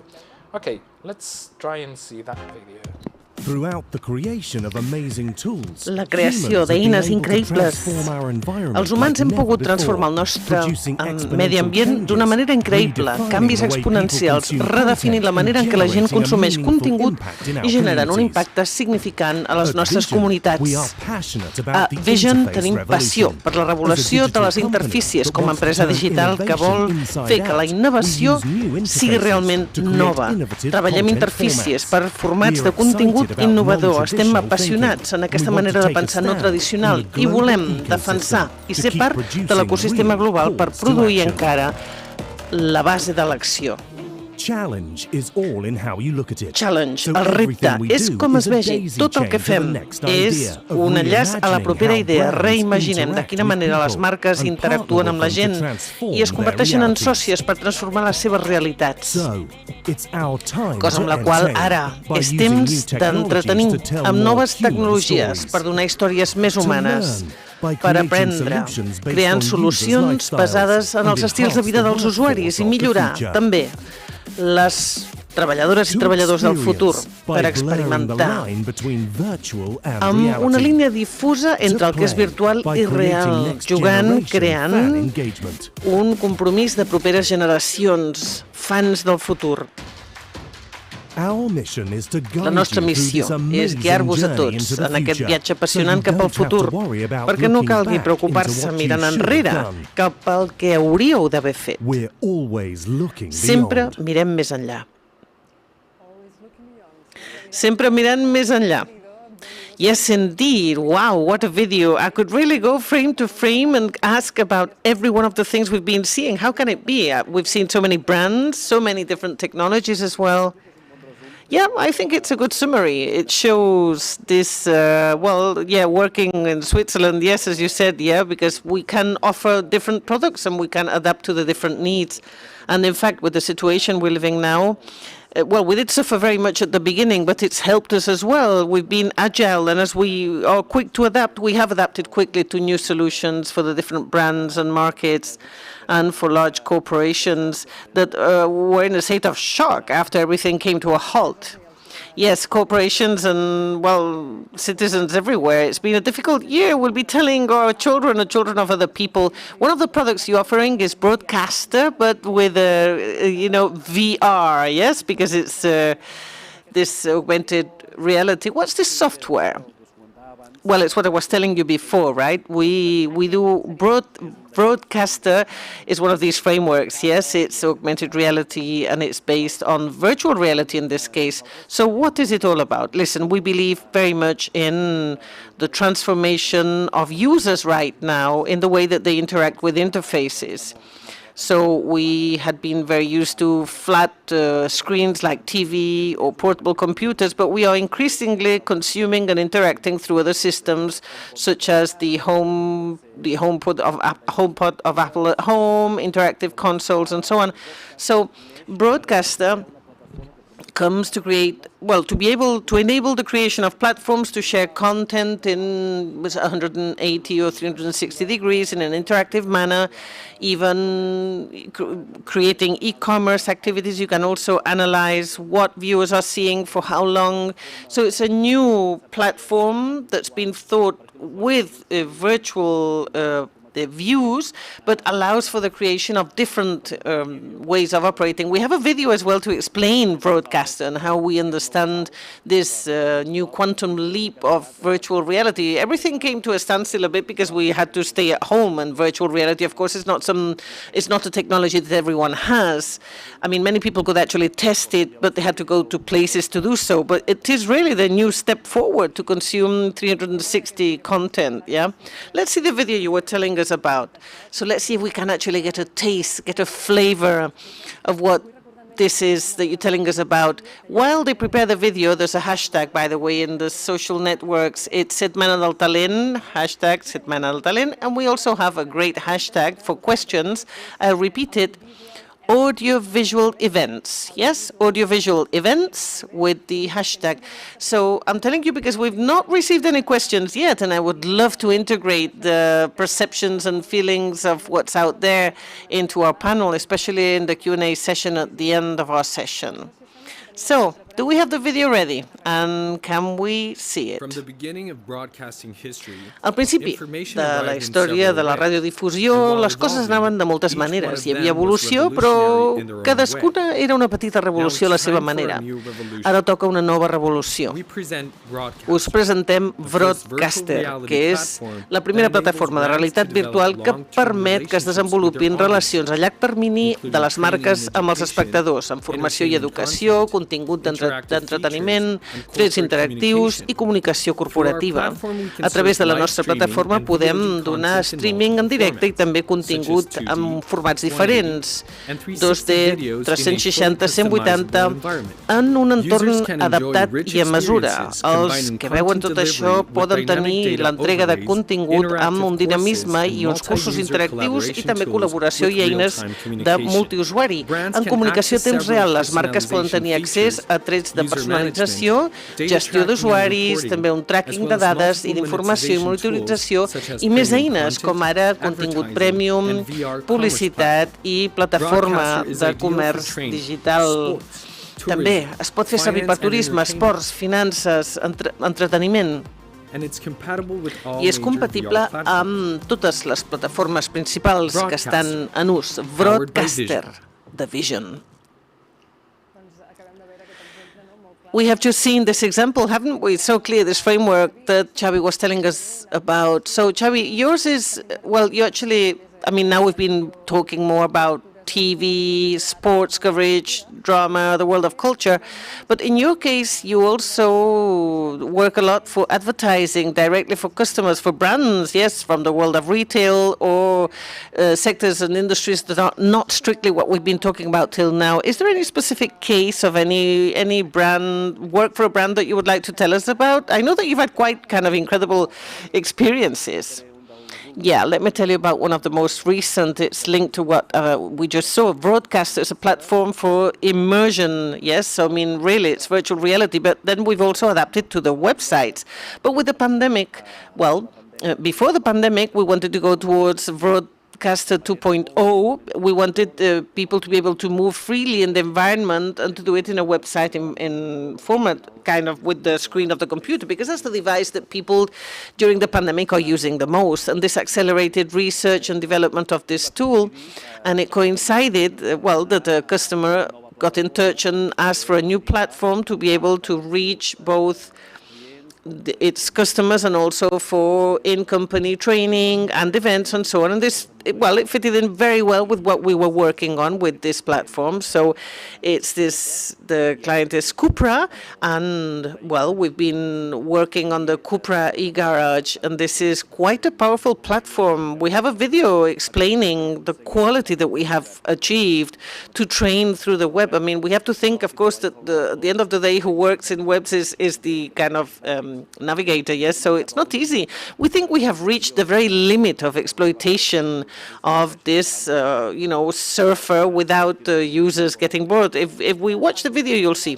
Yes, but Cupra, you mean the Seat automobile. Yes, Cupra is a second brand from Seat, but now it's a brand on its own. Okay, well, let's go to this video of the attempt of reaching the very limits of working with the web.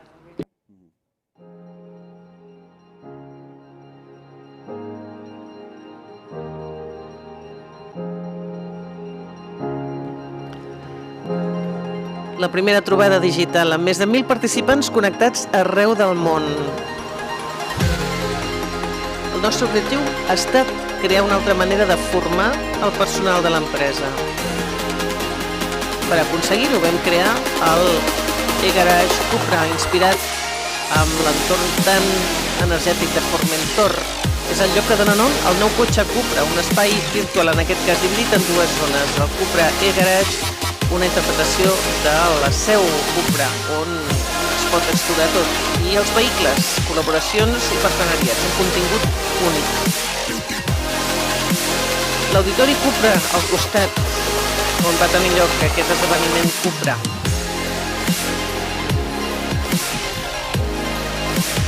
Un esdeveniment increïble que va combinar la realitat virtual i física. Un esdeveniment híbrid, amb realitat augmentada, una aplicació, interaccions en directe. I per la gran final, el repte Cupra Master, on es feia preguntes a més de 100 participants, treballadors de l'empresa. Participaven en directe, amb equips acompanyats, una experiència d'immersió total.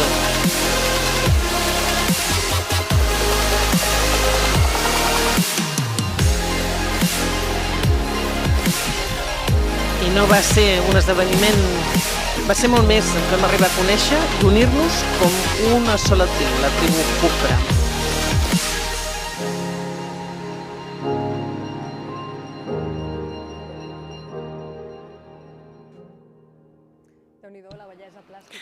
Wow, what beautiful plasticity in the images. Tell us, Xavi. Yes, you've been seeing what for me is really the end result of many months' work. During these days and months, many virtual platforms have been created for events, but you'll never get this graphic quality. I mean, we have integrated here video calls, we've integrated talking of the avatars, then all the virtual work carried out from Sono as well, and virtual reality, mixed reality, augmented reality, you name it. It's what Mark was talking about. Yes, I mean, this kind of multiple layers of technology. Well, here we have a full calzone, yes, Italian style, so it's all very well closed with all the ingredients that mean innovation, but especially it's the creative part of it all. It's what I said at the beginning. We have been exploring the limits to see where we could get to without breaking the engine. And really, I think it's been a fantastic end of product, spectacular, and it's made it possible for us to create many experiences and events like this with exceptional quality, difficult to attain, really. Yes, it's an extraordinary case, really, that will, well, help us out as to the content of the second panel, this world of mixed reality, augmented reality, virtual reality. We'll talk more about it. Before we finish, though, I wanted to invite you in these few minutes we have left to an open Q&A session. We've heard the 4 experiences, very different, aren't they? But there are questions that go across the whole AV industry. So let us talk, all of us. First, and especially seeing this video that you just showed us, well, I get the impression that technology goes faster than the reality of the market in the sense of supply and demand. I would like to ask you, these solutions that you have actually created in these times, do you get the feeling sometimes there's a demand in the market that the customers, brands, the industry of culture is looking for these solutions? Do you have requests? Who wants to start? Well, let me start as I was the last one. Yes, there is a demand. There is a demand. It's true, however, that many companies are, well, they're a bit shy. There's too much uncertainty in the economy. That's something happening, yes, so they're not very sure. But at the end of the day, all this, events and AV creation, well, the 4 of us have been mentioning, this has come to stay. This is what you believe? Oh, yes, I do. Yeah, because people ask whether this is just a specific transformation to meet the demands that we have right now.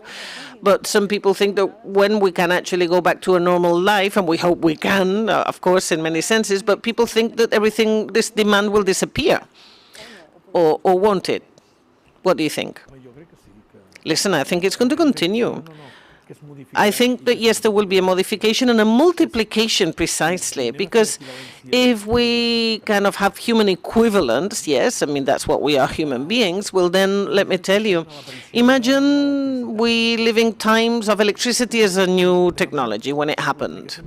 I mean, the most direct application of electricity is to get light where there was darkness. But listen, all of a sudden, you have a multiplication, an invisible and then visible multiplication of other cities and, more offers us technologies to do more things. That's not only giving light where there was darkness. So in this case now, well, it's an amalgam of technologies, and it's the calzone. I love the metaphor. But yes, it's alchemy, isn't it? In the same way as in medicine, you don't have one single technology, and in chemistry, you don't have one single technology, or even in cooking, yes, in cuisine, there's not one single technology. It's the skill of adding technologies and tools, and at the greatest speed and extension, all the better. You'll solve problems that exist. And very possibly this pandemic situation will be a booster, definitely, It's what you mentioned. I mean, we do have this need. Yeah, I mean, maybe we had planned to do something in 2 years and we have to end up doing it in a fortnight. This is an incredible acceleration. But listen, if we don't do this, well, then we are out of the race. We are out of it, and we won't be able to make headway. Yes, indeed, the race, isn't it? Yes, it is. It's a time for opportunity. You've got to just jump in and go for it, and that's what we're all doing. I mean, at the end of the day, us and many others, I mean the four of us here, we have our little niche where we work and we can actually progress. It would be stupid not to take advantage of this. So you are co-creators, co-responsible. Yeah, and it's what's been said by all of them. Yeah, I mean, none of us four is using we kind of using our own development, but there's always a bit of innovation, of course. I mean, I think it was Albert saying, listen, how incredible, what you can do with so little. Well, but with so little, that's where innovation stems from. But all this is technology that we know, and what we're all doing is how are we associating it? How are we integrating? Yes, I see Mark writing for the community. This is crazy, yes. Anyway, Josep Maria, you are in this sector of culture, in the industry of culture, living difficult times because it's difficult to have visitors and viewers. What do you think of the evolution of this technology? Will it be sustainable? What do you think? It depends. How to say? For some things, I see it really clear. Anything that has to do with events, absolutely. I think that events, whether they're cultural or not, will be hybrid for sure. I think this has come to stay. And furthermore, we heard about it and we were talking about it before when I went to one first live Congress. And so there was a TV channel to cover the event. I remember years back, yeah? And now I understand why. Yeah, so it was pre-sensed, yes. So very possible. I don't know. You had to pay €900 for physical, and TV was 300. I'm inventing the figures. Well, then of course 300. If you could get many more people coming, and if you multiply, it's beneficial for everyone, obviously. So all events, festivals, and so on, they've discovered a new way to make money. That's very clear. In the world of theaters, it's different, because there are two elements that will be important to progress. One has to do with intellectual property, intellectual rights. We still don't know how to manage intellectual property. Yes, indeed, this is one of the main subjects, isn't it? Yes. And then as well, the actors and actresses, I mean, are they going to be paid? Not the same way as they are paid on TV. So I guess that all the theater production people and the different trade unions and so on, and the talent representatives will have to sit down and come to an agreement. And here we must all be intelligent, because well, we'll talk later on, but there is a discussion going on. Is it real drama when it goes through streaming?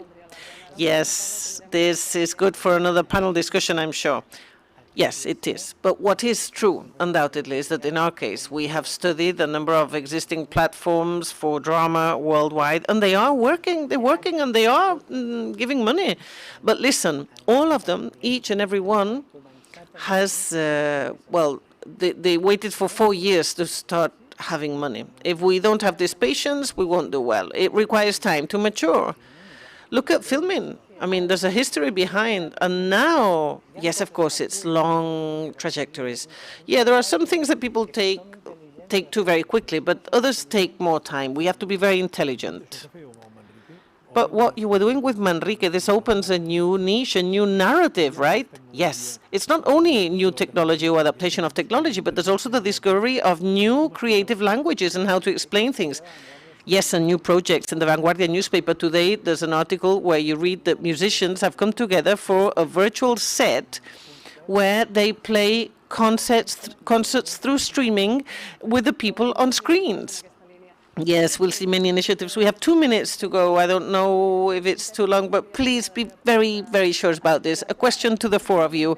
You all come from companies that have had a mental clarity to see where the action was going in these difficult times of the pandemic. I wanted to ask you about companies in similar situations. Any advice, any words of advice, or what signals should you be aware of, or why do you decide where to look? So what's the focus point that should be maintained to survive when times are so liquid and difficult? Well, precisely this is what's most difficult, right? Because each company has knowledge and a know-how within itself, and this is what acts as an engine in these initiatives. In our case, in Sono, we totally believe in the project. We are investing a lot. I forgot to say something before, and this is that now we're going to be integrated in our sets. We're going to be integrating in a virtual environment. So with a new system that we are projecting from Madrid with another company of our group, and we are including physical spaces within virtual spaces where more things happen. Yeah, so virtual reality is a clear trend that everybody has to pay attention to. Yeah, but the advice, well, every company has to do what it knows how to do best, and we have to trust ourselves. And yes, we think the market is asking for all this, definitely. And the trend is for growth. And when we go back to normal, well, it will exist in a parallel manner. And the content will reach more people than before. We have 2 last-minute questions. I think it'll make us finish a bit later, but it might be worth our while to ask them, because we do want the integration of this, the viewers that can't be here. They're asking us about your opinion as to the content distribution environment only through platforms like YouTube. Okay, so we've seen this happening, yeah, for example, concerts, drama, so TV distributing exclusive content. Any opinion? I work on this a lot, but I won't mention it. Yeah, I don't like this exclusive word. I mean, I don't think there'll be anything exclusive any longer now. To sum up, I would say, let's love each other, honestly, and let's respect each other. So the idea that each one has his or her niche, listen, yeah, right now, more than ever, let's love each other. Well, obviously, not this experience I told you about, the Catalan circuit. It wouldn't have happened if we hadn't included Vodafone, UPC, mobile 5G. You know, it's been many players together, and many projects wouldn't happen without Vision, others without Sono. I'm talking as a broadcaster, as a TV, right? But we have to not think again the way we did before, that we're only working for one broadcasting channel. No, we are open communicators. We can't do anything on our own. And I think that's the secret. Alliances, yeah, alliances. Within the companies themselves, the different talent you have in one, but furthermore, it goes across to others because it's so enriching. Yeah, Romans said, pluribus unum, out of many one single force. We have to stop here. Thank you very much to the 4 of you for sharing your time and your thoughts and your sensitivities and experiences with us. I hope we meet again soon. And to you all, don't say goodbye. We have the second part of our panel coming in a few minutes, so thank you.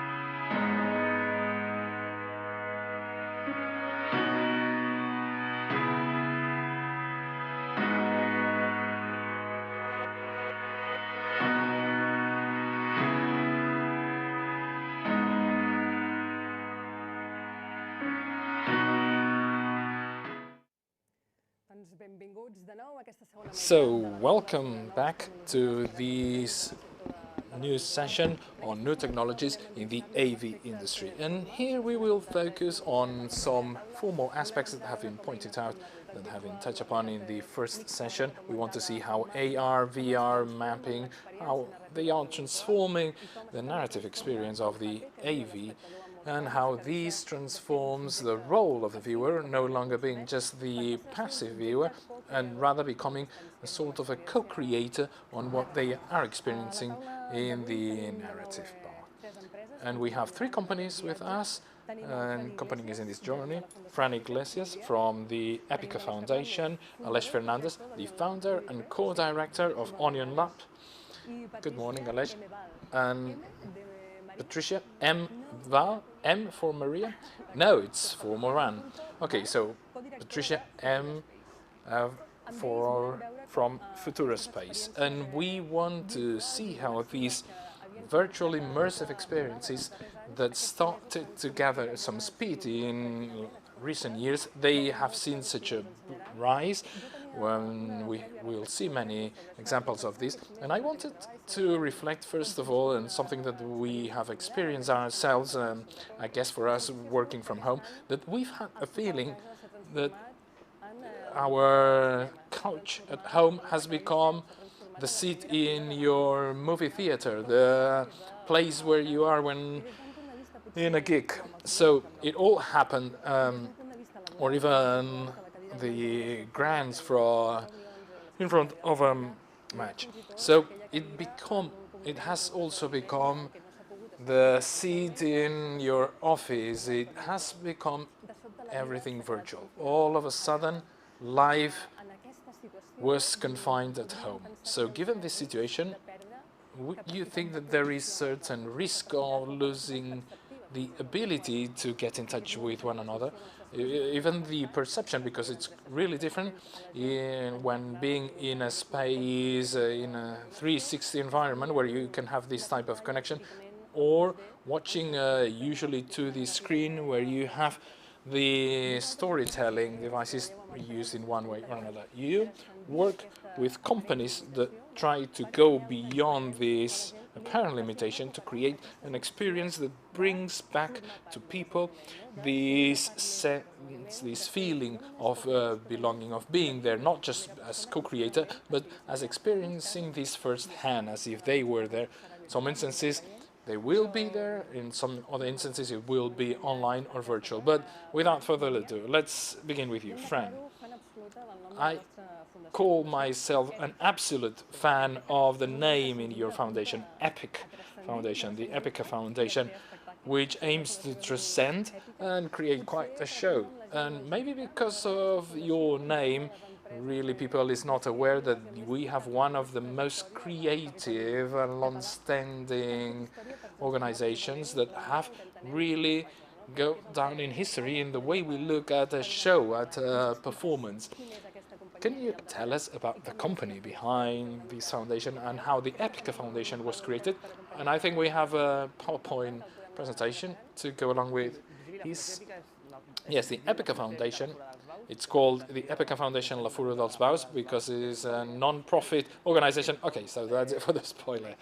So I guess you all know the Fura dels Baus theater company.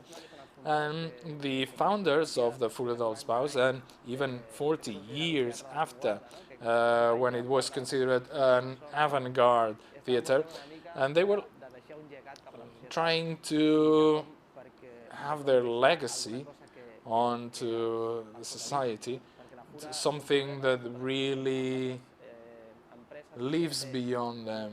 Because the problem is that there are just 5 partners that started the life and soul of the Fura dels Baus company. They are growing old, and sooner or later they will retire, and the Fura dels Baus will die eventually, because there is no generational exchange and there is no specific way of doing things. So they thought about what they could leave behind in order to last, and one of the founders of the Fura was reflecting about what they could leave. So they came up with this idea of the foundation that was there for 3 years, and we wanted to look at how things were being done on going with shows greater than life, so bringing in people that can help you in what's not your field of expertise. For instance, they come up with the idea, with the notions, but then there are many more people making things possible.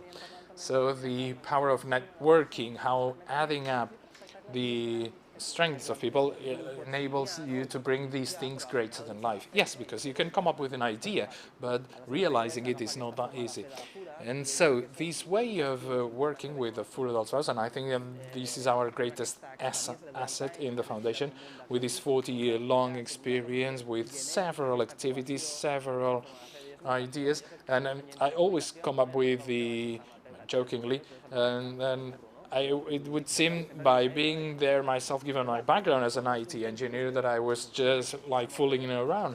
But when you realize that things do work, you see that it's not just instinct. It's something that's been fine-tuned for 40 years. Because when you see a thing where you have to jump off a cliff and you don't see anyone else there, you need trust, but you need for things to work. And this is something that we have worked on and that we have focused on R&D and I, so research, development, and innovation. And we speak about the power of anticipatory arts. Art by anticipating new likely futures. And this was done back then by Da Vinci in his workshops, or Jules Verne anticipating the first submarine, or even Star Wars. But now in the 21st century, it's not just to have that genius that can envision things, but you also need many experts that will enable you to have like that submarine being manufactured, or the mouse, or this, which as trivial as it may sound, there are many people participating to make this device possible. So our idea is to look back, but also with a way of positioning creativity and culture as a serious actor, as a serious player on research, development and innovation on science, technology and humanities. We believe that we can contribute to this field, but for that we need this cross-cutting serious relationship. And it always comes to my mind that we are not just puppeteers. We are a serious player with much knowledge, with much know-how that can contribute to the sector, and even adding value beyond the cultural scope. There are many things that we have that are later implemented into other areas. There are on healthcare, on Industry 4.0 that can be done from creativity standpoint. That's very interesting. These relationship between science, art, technology, and communication, something that's been worked upon very thoroughly in recent years, and leading to most innovative works. And maybe you can tell us a bit more about this. Yes, it's not just about the plays, but also we think that they can contribute to other fields, and this win-win direction is a two-way street, because before the present crisis, and there are many, but before, any major creative project could save some money for research.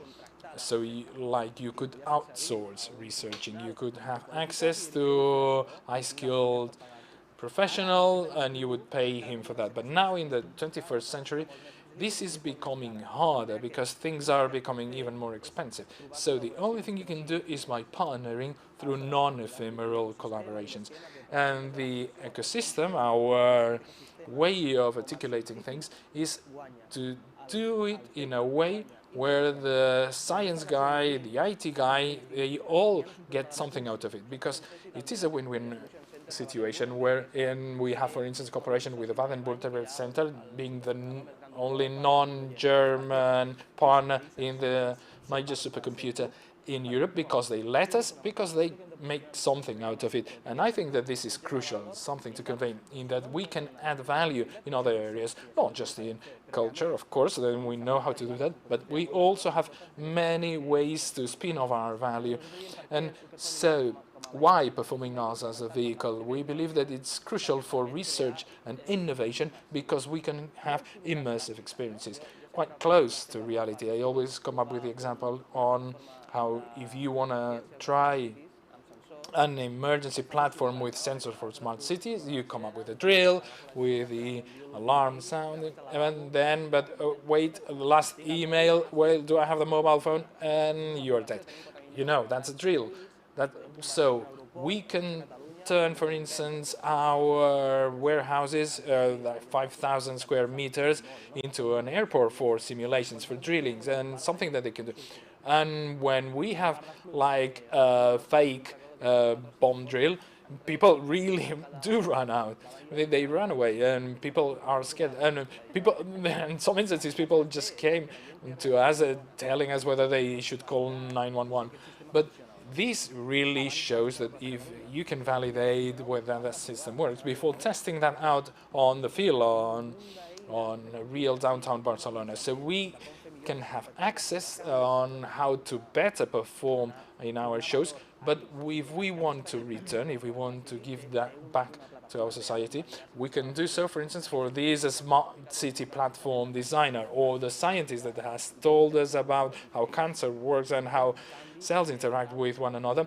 They get in exchange some data that we may not be getting much out of it, but it is useful to him.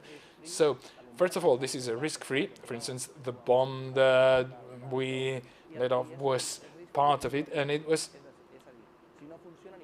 it's risk-free also in that if it doesn't work, no one realizes. And this is important because people do not know about this. And finally, it can be repeated. And sometimes you may see, okay, you may lacking the sign here, and you can iterate and again until you find the right click. Nobody gets it right at first, not even ourselves. So, and of course, you can have knowledge transfer and impact, which is something that we can really do. Because, for instance, we at the foundation, when we have in Barcelona district inviting people to a neuroscience talk, people tell you that that's really interesting, but they never come. And so they feel like it's a different thing to them. And if you invite them to come to see one of our shows, they do come, and then you can later talk to them. And that's something good for the scientists, being there, knowing why people would play on that setting and not. We believe that this is something interesting. These are just the figures, and I can tell you that we've had many impacts in recent years. And I would like to tell you also on how we have developed technologies that we are proud of. Yes, we can talk about this. It's really something that you can see, your passion in your creative processes, even though you claim you are an engineer. And you said, like some 4 or 5 workshops ahead, you say it's like you measure life as in workshops time. Yeah, it's important, because workshops is the way we set things off. And that's when you say, I mean, we've been, 6 months on this? Well, okay, here we are. Yeah, but at workshops, it's yourself. You learn. You yourself. Explaining to others, it's incredible. Yeah, it's a transformation process. Listen, well, out of this creativity and imagination universe, you were going to say that the Calliope, who is the muse, of eloquence. You tell us, Fran. Well, this came from a crazy idea of Pep and a group that was there. It was like how to have a transmedia, tailor-made, massive communication tool. And once again, I don't know. Yeah, communication, tailored, massive, personalized. Come on. Yeah, I know it's all kind of like a paradox in itself, but. Well, we started analyzing science, and then we realized that we could apply the beehive theory. Yes, I mean, sending very specific commands. I mean, all bees are born with one single mission. That's easy. One, to pollinate. Another, to take pollen and take it back to the hive. Yeah. Then there's one that tells the others about the shortest path between point A and B. And as they all have a very clear to the point mission, they all do something magical, which is honey. So then the beehive, each one has a clear assigned mission, and the combination of all will make a huge work of art. Yes, it's enormous. So if we have 100,000 people and you can send a mission to each one, 100,000 what? Audience, viewers, people along the street? Yeah, well, with the mobile, people believe it. I mean, now we started applying this kind of concept, see how information, personalized, segmented information could be sent. Here you have technology participating, then we've applied the Internet of Things technology to all this. So, well, it means to communicate differently to everyone at the same time, videos, audios, photographs, everything. It's a neutral platform. It's empty in itself. I think we have a video on this, I'm sure. I want to understand well what you're saying. You say, okay, I want to set up one of these massive choreographies, and what I do is I'll just get, I don't know, 5,000, 20,000 people, whoever to participate. I give a small mission to each one to get Calliope app, I suppose, in their mobile, and then each person will be assigned specific instructions. Well, every group of interest. Okay, every group of interest. So 5,000 different instructions. Yeah, we have done crazy things. I mean, some very commercial. Well, we managed one with a set on screen, but one had to know very well the profile. So the concept is, let's see, we can send to the technicians, the architects of the platform, well, then we can send to the investors different information. So it's the same discourse, but you send different things to each interest group. Yeah, we have the video now. Yeah. This is for the Fashion Week. This is the making of, well, it's the usual story. What I'm telling you about is empty technology. I mean, it's content that reigns supreme. I mean, this is a storytelling platform. That's why we talk about Calliope, the muse of eloquence. And I mean, it's all empty but ready to be filled in. So we've used Calliope even for a simulation with people of a system, a cellular oncological system. Beautiful choreographies. People would dance, and you would send instructions. So what do you have? A second screen accessibility platform. You have a platform as well for interaction with the online viewers. You can make it digital. It's an empty tool, remember, so you can actually assign different profiles that you assign as you go, and then you send different missions. It can be a video, a photograph, a text, just anything, and then this generates this interaction. That's what you were talking about at the beginning. Yeah, the idea that viewers become co-creators of the show, and so we integrate them and they become a part. They're not only passive viewers. Yes, exactly. So then the mobile phone, yes, I mean, we don't have any filters any longer. I mean, we're used to receiving orders, yes, coming in from your first crown of friends and relatives. So we did this already. I mean, we've been lucky because people have been with this for a long time. The pandemic has taken us at a good time in this sense. I mean, we always thought about this hybrid combination, yes, and visibility, but we used it physically. And what's good is that when you have an actor saying, come on, everybody has to leave, nobody believes it. But if you get a message on your cell phone saying, hey, hello, leave in a hurry, things are getting bad, people just leave in a hurry. It's a stampede. In La Fuda, we use this to generate kind of noise and movement. We would say people have one room to go to another because it was dangerous, and the ones in the other to move back to the first. And I mean, that generated a whole melee. And you can do just about anything. Yes, I mean, look, was kind of much more serious, so to speak. Yeah, I mean, there you see the catwalk with the brides. We could send all this to the buyers, the data sheet of the product that they're seeing through streaming, so that they can aggregate that to favorites. And then, I mean, there's the whole catwalk in the mobile phone. They can keep what they want. So you send the data sheet that we saw in streaming to the buyers. So you are sending it to the people interested in buying any of the bridal dresses. Yeah, technical information. Yeah, to the buyers, because this is a promotional job. Yeah, so we could send it directly. Definitely. They could link the dress that was being shown to their own shopping trolley. or shopping basket, and then people could have a look at the details and they could play with what they liked best and not. So we were generating data all the time that people could select. And the creators as well could find out in real time the dress that people had liked the most, the one that became a trend in Brazil or in Europe. So in this way, it's complementing what people are seeing and receiving. And it's really tailor-made as well, because in theater, in drama, it's this face-to-face thing. I mean, it's what we've been working on, this immersion experience. But of course, when people are home, you've got to offer something else that's exclusive for that person, that viewer at home. It's augmented reality, really, a second screening, really. We do have modes of augmented reality, but it complements everything. It's interesting, isn't it? Because we see how it's actually, giving things to not only the viewer at home, but the industry itself. There's an intermediate customer here receiving information. Spectacular. I want to go to your company for a while. Well, you're all invited. It's a non-profit. Please come along and try it. It's great, Fran. I love it. Second company we wanted to introduce is Onion Lab. Aleix Fernandez is co-director and founder. Aleix, I think you just landed from Dubai, right? Yes, totally.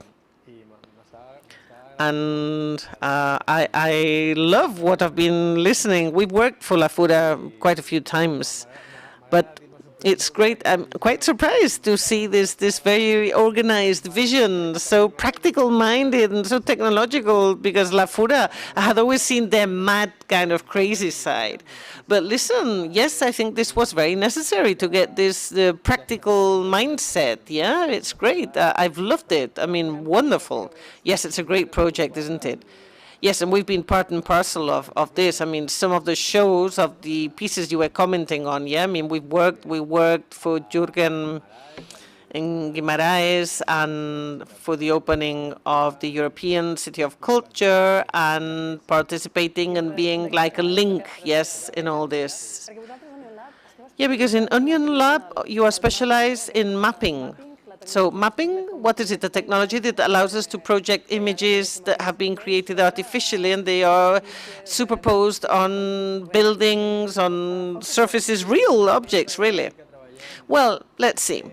We create immersive experiences and audiovisual play between technology, art, and design. So what we try to do is work to mix. I'm an engineer. I'm a kind of essentially multimedia engineer. But after that, when I left the uni, I started working with art and design in the AV environment. So what we like at Onion Lab is to mix disciplines so that eventually you create products that have many applications in different industries. One, for example, the light festivals. Light festivals are, well, like the one in Barcelona, precisely. These are festivals that get a lot of artists together with visual works of art based on lighting, either using laser or foci. But it's a work of art using electricity and light. And this is all projected on real pieces of the cities in which they take place. So at Onion Lab, and, well, taking into account all this creative and AV production, well, mapping is one of the protagonists because, of course, the light sequencing or control through special software with lighting elements.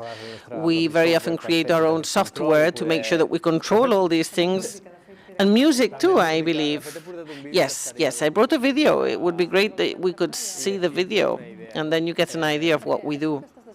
Yeah, what you're talking about is what we understand as augmented reality. Is it this ability to create a new layer, overlapping, superimposed on the existing reality, different from virtual reality? What would you call it? Technically, augmented reality is not this at all. But yeah, you might interpret it as augmented reality. Conceptually, but not technically? Yes, exactly. It's extended reality. Okay, extended reality. Yeah, this is the pack that encompasses everything. Yeah, so the calzone grows, yeah. So then this world that we perceive as a reality all of a sudden becomes something else. Look, we have the video now, yeah. We're seeing it. Yeah, Well, here you see all these applications. This precisely is part of the bicentennial of the Prado Museum in Madrid. And, well, La Fura also worked on a show before us. Yeah.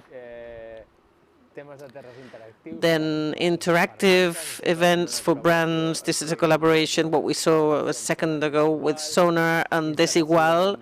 Then installations for retail stores, like one that took place in Tokyo.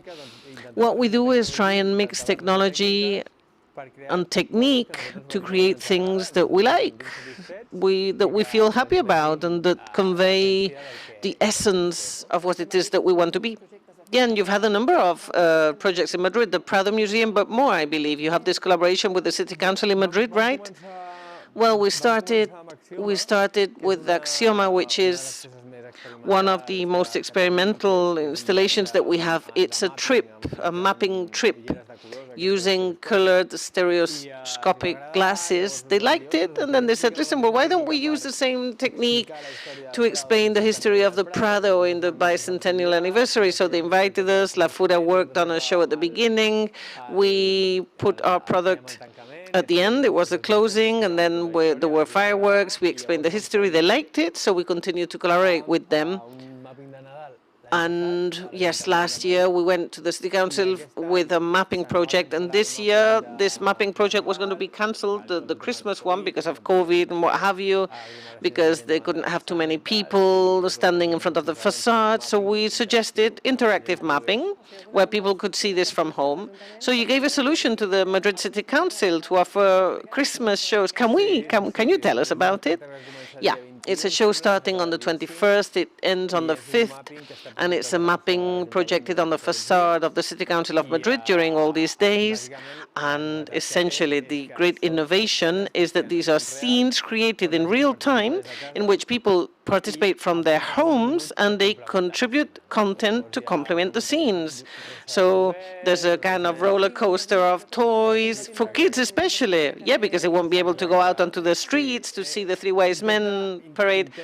Yeah, what we're trying to do with this is to contribute the added value that it has. I mean, it's the whole Christmas show of the streets of Madrid, but done in a different environment. Yeah, it's hybrid environment because of COVID.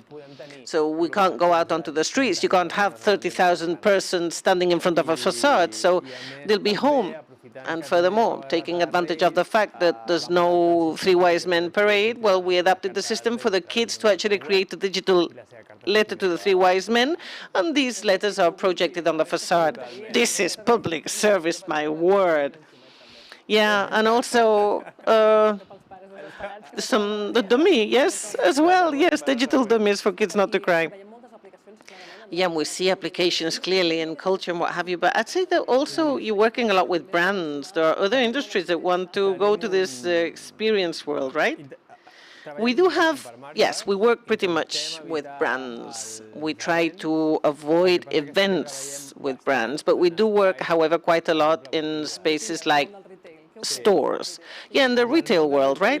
Yeah, in the world of retail, there were some images here of an installation we worked on for Alash. It's a UK company of, organic Lush, you know, the organic soaps. They never use plastic, no animal, free of animal cruelty. I mean, it's a great brand, Lush. They opened a special store in Tokyo, and they invited us for an immersive experience there, precisely to get clients, because, of course, because of the problems with sales, they wanted to get clients. I got back from Dubai yesterday, and this presented by a UK sneaker brand has set up a special store, and it's also a store to fight against this online e-commerce idea. So they have this immersive, spectacular store with mapping on the sneakers, with immersive experiences inside the store. So you mean to fight against e-commerce? What, to still maintain the fact that people go physically to the store? Yeah, it's not really. I mean, you have Amazon. Oh, okay, you meant this e-commerce. I mean, Amazon is what, 90% of the share of all online sales on the planet? And then you have all the others, people working offline, working in retail, who want to attract online people. So this technological ability of yours to create new realities on a surface to give added value to the retail store and experience to users, consumers, that they will never get if they go to Amazon, of course, of course. Well, listen, that's great. We have seen with La Fura how we can actually get people to be part of these huge shows. We've seen with Onion Lab how to create these realities projected over existing realities. Patricia, the next step in this trip in immersion we'll take with you. Welcome. First, the woman's voice, after mine, of course, in these panels. You're very welcome. Listen, they come from the world of engineering, and then they went to art and transgression, but in your case, you come from cinema. Yes, in fact, our case in Futura is quite peculiar. I mean, I'm in hardcore cinema, and before that I was in the Isabel Cochet production company. I worked for her, and then, well, for people of the world of cinema, but some of them freaks, yeah, I mean, people that wanted contents and also worked on advertising, and, well, eventually I met my partner in a bar. He told me about all the ideas he had on fusion, and I said, I want this. And precisely all this happened when in 2015, 2016, the whole boom of virtual reality and 360 video came, and Futura was born then. We started with 360 cinematics, but we were very interested in the haptic experience, the fact of, having things around you. So it was all very flat. We wanted more content. Yeah, sorry, I have to interrupt. Yeah, a bar. And other people found their companies in a garage. It's always happening with technological companies. Yes, it was in a bar, definitely. In the Nirvana bar, I'll tell you. It was great fun, great fun. We closed, the bar closed. We'd spent hours talking. You are a creative R&D lab specializing in immersive experiences. Tell us about it. Yeah, we don't consider ourselves to be super professionals. I think we are one of the youngest studios in Barcelona, 4 years only, and we always define ourselves as, well, we are students, yeah, we're learning, and we are, because we don't come from the world of technology or the world of multimedia, and we are, well, we believe in hard work, yes, painstaking, do something, set it up, if it doesn't work, you undo it, and then if it does, you show it, champagne, right, but there's a lot of work behind many things people don't see that are disasters. Yeah, you have launched your own platform of virtualization for events, right? Could you tell us? And I think we have a video. No, it's not a video, it's a keynote. Well, okay, yes, a presentation. Yeah, all this came because during the lockdown, I'm somebody always looking for references in the studio. I look for studios in the UK, in the US, everywhere, and I could see that many campaigns were being carried out as to how to get people from their homes to interact, to have a certain presence, and for them to leave the 2D platforms that were so flat, to make sure that rooms all of a sudden had another dimension. And I thought, why isn't this done in Spain? Because we saw so many ads, of, Fombella coming home. Well, why can't they do something more interactive? So we thought, what can we do to make sure that this changes? So we started doing some research, and we realized that the market, let's see, you have to know how to establish a difference between virtualization and digitalization. They're very different concepts. We saw that in many conferences and festivals for years, they'd gone towards apps and websites for registration, connectivity, and so on. That would be digitalization, right? Yes, that I call it level 0. It's nothing, right? Okay. And then you have level 1, which is video conferences, what been living during lockdown, Zoom, Teams, Google Meet, and so on. And this is simply one camera against another. And slowly they've improved technologically, and they've become slightly more interactive, sharing screen and what have you. And then in the second level, you find online platforms. And this, yes, is slightly more interesting because you have platforms in which you have aesthetics, and you have design, and you have a narrative in the event itself. Number one, I call fast food. Yeah, you have to communicate something fast and with not too many details about context, but in the second level, you have a proper design of the experience. But then after that, we started seeing what we are most interested in, which is the immersive field. And we realized there were 3 variables. We have the 3D web 3D, which was pretty unknown, and that means that through a browser, you can actually go to a 3D world, interact, and things to work online, which is what we saw with Cupra, right? Well, Cupra had many things, beware. Then you have the world of gaming. This year it's been a total explosion. I mean, there have been experiences with artists in the midst of a game. Very expensive. Not everyone, of course, can participate in these experiences. And then you have VR and AR as meeting VR, very corporate platform. It works very well. Horizons, that Facebook has just launched its social platform. It doesn't want you to leave ever, so they also want to have their own coin, in fact, their own currency, and Sansar for festivals and such. So this is research you do to see what there is. Well, I have to try and make sure that the ideas become a reality and are feasible, really.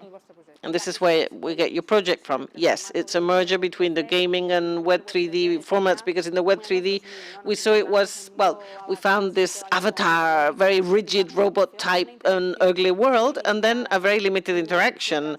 I mean, you entered those platforms, and frankly, you could see that you could do so many things that hadn't been exploited. I mean, that could become just incredible. It could become anything. The world of Coca-Cola and have loads of video games linked to the brand, for example. I mean, infinite options. It hadn't been exploited. So we started with the diagram of all the things that we could do, and we eventually designed a platform which is still a minimal feasible prototype, okay? I mean, it's been in existence for 2 months, and we're still working on it. It's an open world in which when users connect, they have full freedom to go wherever they want to go. They can actually go to one conference or another, one stage or another, and it's like a real event. You decide what you want to visit. The brand doesn't force you, yeah? I work from home. I've spent some months with my computer. All of a sudden, then I could be immersed in a virtual world. I could go to the meeting rooms of my job, go to a conference that's being given in an auditorium, or stop at a stand of FIDA and talk with Mike.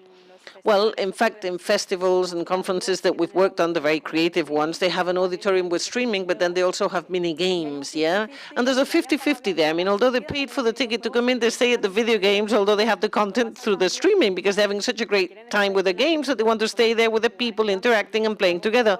When we went for something more corporate, all corporates say, no, we want something for people to see the conference, because they never go. So anyway, you can have that too through our platform events. We offer a new business model, which is to actually pay the platform through stands or brands, because we unify or we give them greater visibility.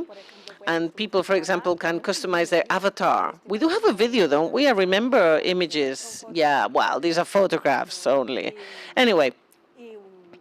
And what we've perceived is that people love to customize their avatar. They spend ages on that. That's what we detected, because everything that happens on the platform, we track, yeah, clearly. We track it. And we have, I don't know, every event day, about 20,000 rows of data, yes? And people just love it. I mean, some people change their clothes every time a different speaker speaks, yeah, like Beyonce. I mean, it's incredible. And with this, of course, you're getting information, and you can try and go for the business lines. Listen, why don't I get skins in there like in the video game world, and you pay for the clothes that you want to wear? Yes? I mean, some brands have perceived this, and they've contacted us, especially a shoe brand contacted us to reach an agreement in order to actually get their shoes, their sneakers in the platform, to see the engagement and see whether people would buy them through the platform, and to experience with this new business line. And this is great. It's really great. And then as well, how people can interact, and it's very social. I mean, you can do anything you want, really. So people share it all over the place on social networks. For every event, we get Instagram, Twitter, LinkedIn, full of photographs of people sharing their experience from home. I mean, the one of the dog I loved. It's not only humans, we're getting to animals too. Yes, that's the ultimate frontier. Yeah, and with our platform as well, the idea was, when people were sharing content on social networks, well, we wanted it to be very clear that it was Futura. We wanted recognizable design, and when people share their content, everybody knows that this is the Futura platform. And then a beautiful thing happened. Although it's a minimum feasible product, we designed it in a month and a half during lockdown. When people go to events that we host, Twitter, that usually is a hitter, you find things like this. Oh, the best experience that I attended virtually. Oh, the best digital event. And it makes us happy. It's great. We are a small team. It's great. It's great. So for you, this is a great success, yeah? Because of what you say, the dimensions of the company, the time, and your focus, which is kind of, it has a very specific vibration. As a matter of fact, what we're aiming at through our platform is to be accessible and global. We did not want this to be only for the corporate world, for major companies, but we wanted to be colorful, nice, and affordable so that people could have access. Okay, so for the ones with a smaller budget, it's fascinating. But I must tell you that one of the projects I very much love, I do not know if you like map making. Yeah, there used to be these small maps in the first map making things. There was this territory where in the older maps that you used to have Ixum Draconis, like there be dragons. And so we do not know whether monsters or something, but anyway, this is uncharted land. And so that's your ethos, isn't it? Beyond there be dragons.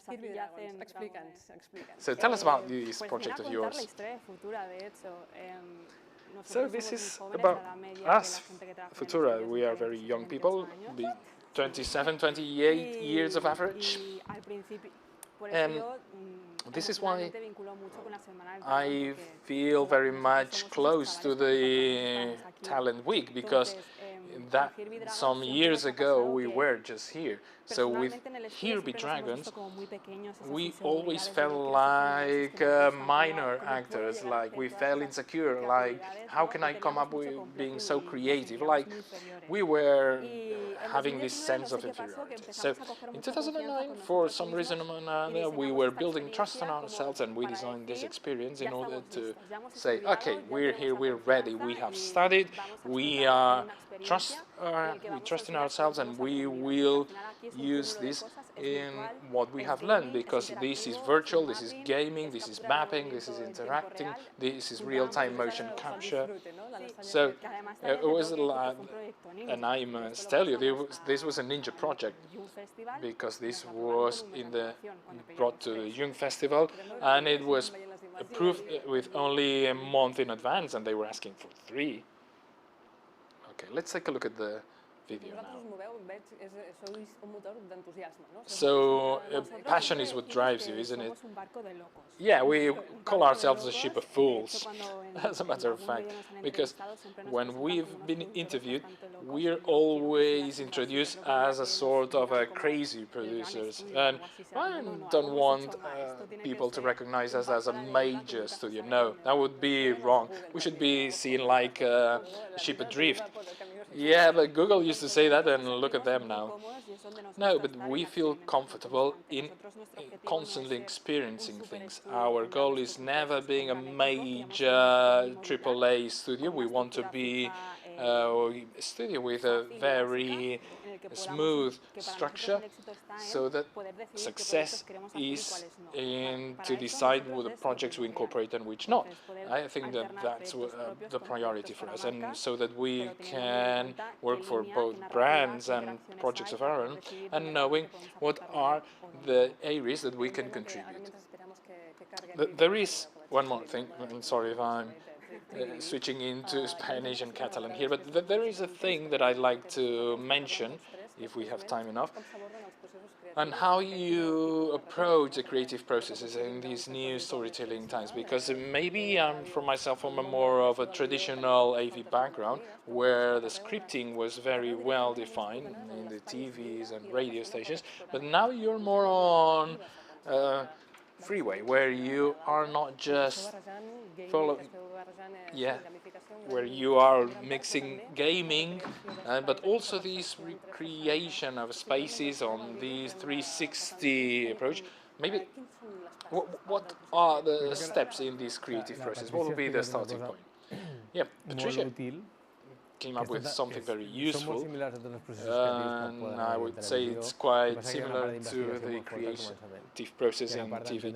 And that's the important part in research, is to know about the tool, whereas for TV you already know the tool because there is a long history behind, but we still do not know, for instance, how the tool will work that we will have in the next project.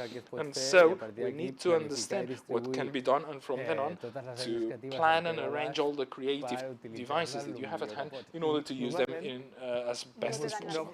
Usually it doesn't work at first. Yes, you really need to understand that this is really an area for free exercising and not just going for it's like it's been always done like that. No, you need to start from scratch. Oh, of course, you can use some previous expertise, sure, but knowing that this is a new space that you're exploring, because the problem is that many people may come to you and tell you, well, things have been done like that. Well, but they have never tried these before. So you need to leave these behind, and that's when you start really spreading your wings. Yeah. And also in your teams, you have people from the design world, from the engineering world. Maybe you can tell us, I mean, maybe some people viewing us today can say, okay, I'd like to join that. What should I be studying? Is there something to study at all? Or it's just like sleeves off? Well, I think that there is no company that incorporates it all and embraces it all, whether you're an engineer and a creator. If you are an engineer with a curiosity for art, or if you are an artist, you need to be curious for engineering, otherwise it wouldn't work. Yeah, I know I'm the odd guy here, but I know that we need multidisciplinary profiles, yes, but at the end of the day, you also need to specialize, and you need to have a team of very different people, but that really are really very much into it, so that the techie is a real techie, and the artist should be a real artist, but they need to have this horizontal relationship where no one looking down on the other, but at the end of the day, the artist is the artist, the techie is the techie, and there are artists that are closer to the engineering, engineers are closer to art side, but yeah, but the techie needs to have some artists in him, and the artist needs to have some tech in him. Yes, but they need some common language. But yeah, when this happens, it's really beautiful, because it's usually the artist claiming it's their baby. This is what I've done. It's my offspring. But when a software programmer tells you, oh, this is my baby, now that's something to tell you, now this is what I came up with. Now this is great. Okay, let's take a look at the clip. Vamos let's a see how la these subcategoría dragons de fly. innovación interactiva. Okay, so y tenemos un oro. Y quiero que lo veáis, de verdad, poner el full screen y centraos, porque la pieza es un encanto. Innovación interactiva, y el oro es para... Outstanding.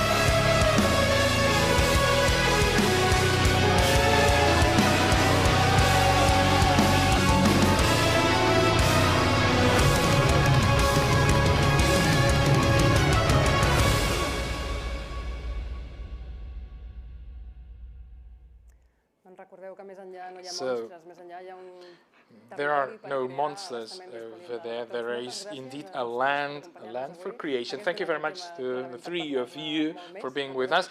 I'm sure that we could have spent many more hours speaking about this, but we have this Talent Week, and for us, for you who are viewing us, bear this in mind as well. We'll be in the Talent Week until Friday. Tomorrow we'll have a conference on immersive culture, so if this is something that resonates to you, feel free to join us. And there is a panel discussion on immersive culture with 2 architects as participants to bring some food for thought. Thank you very much and hope to see you soon.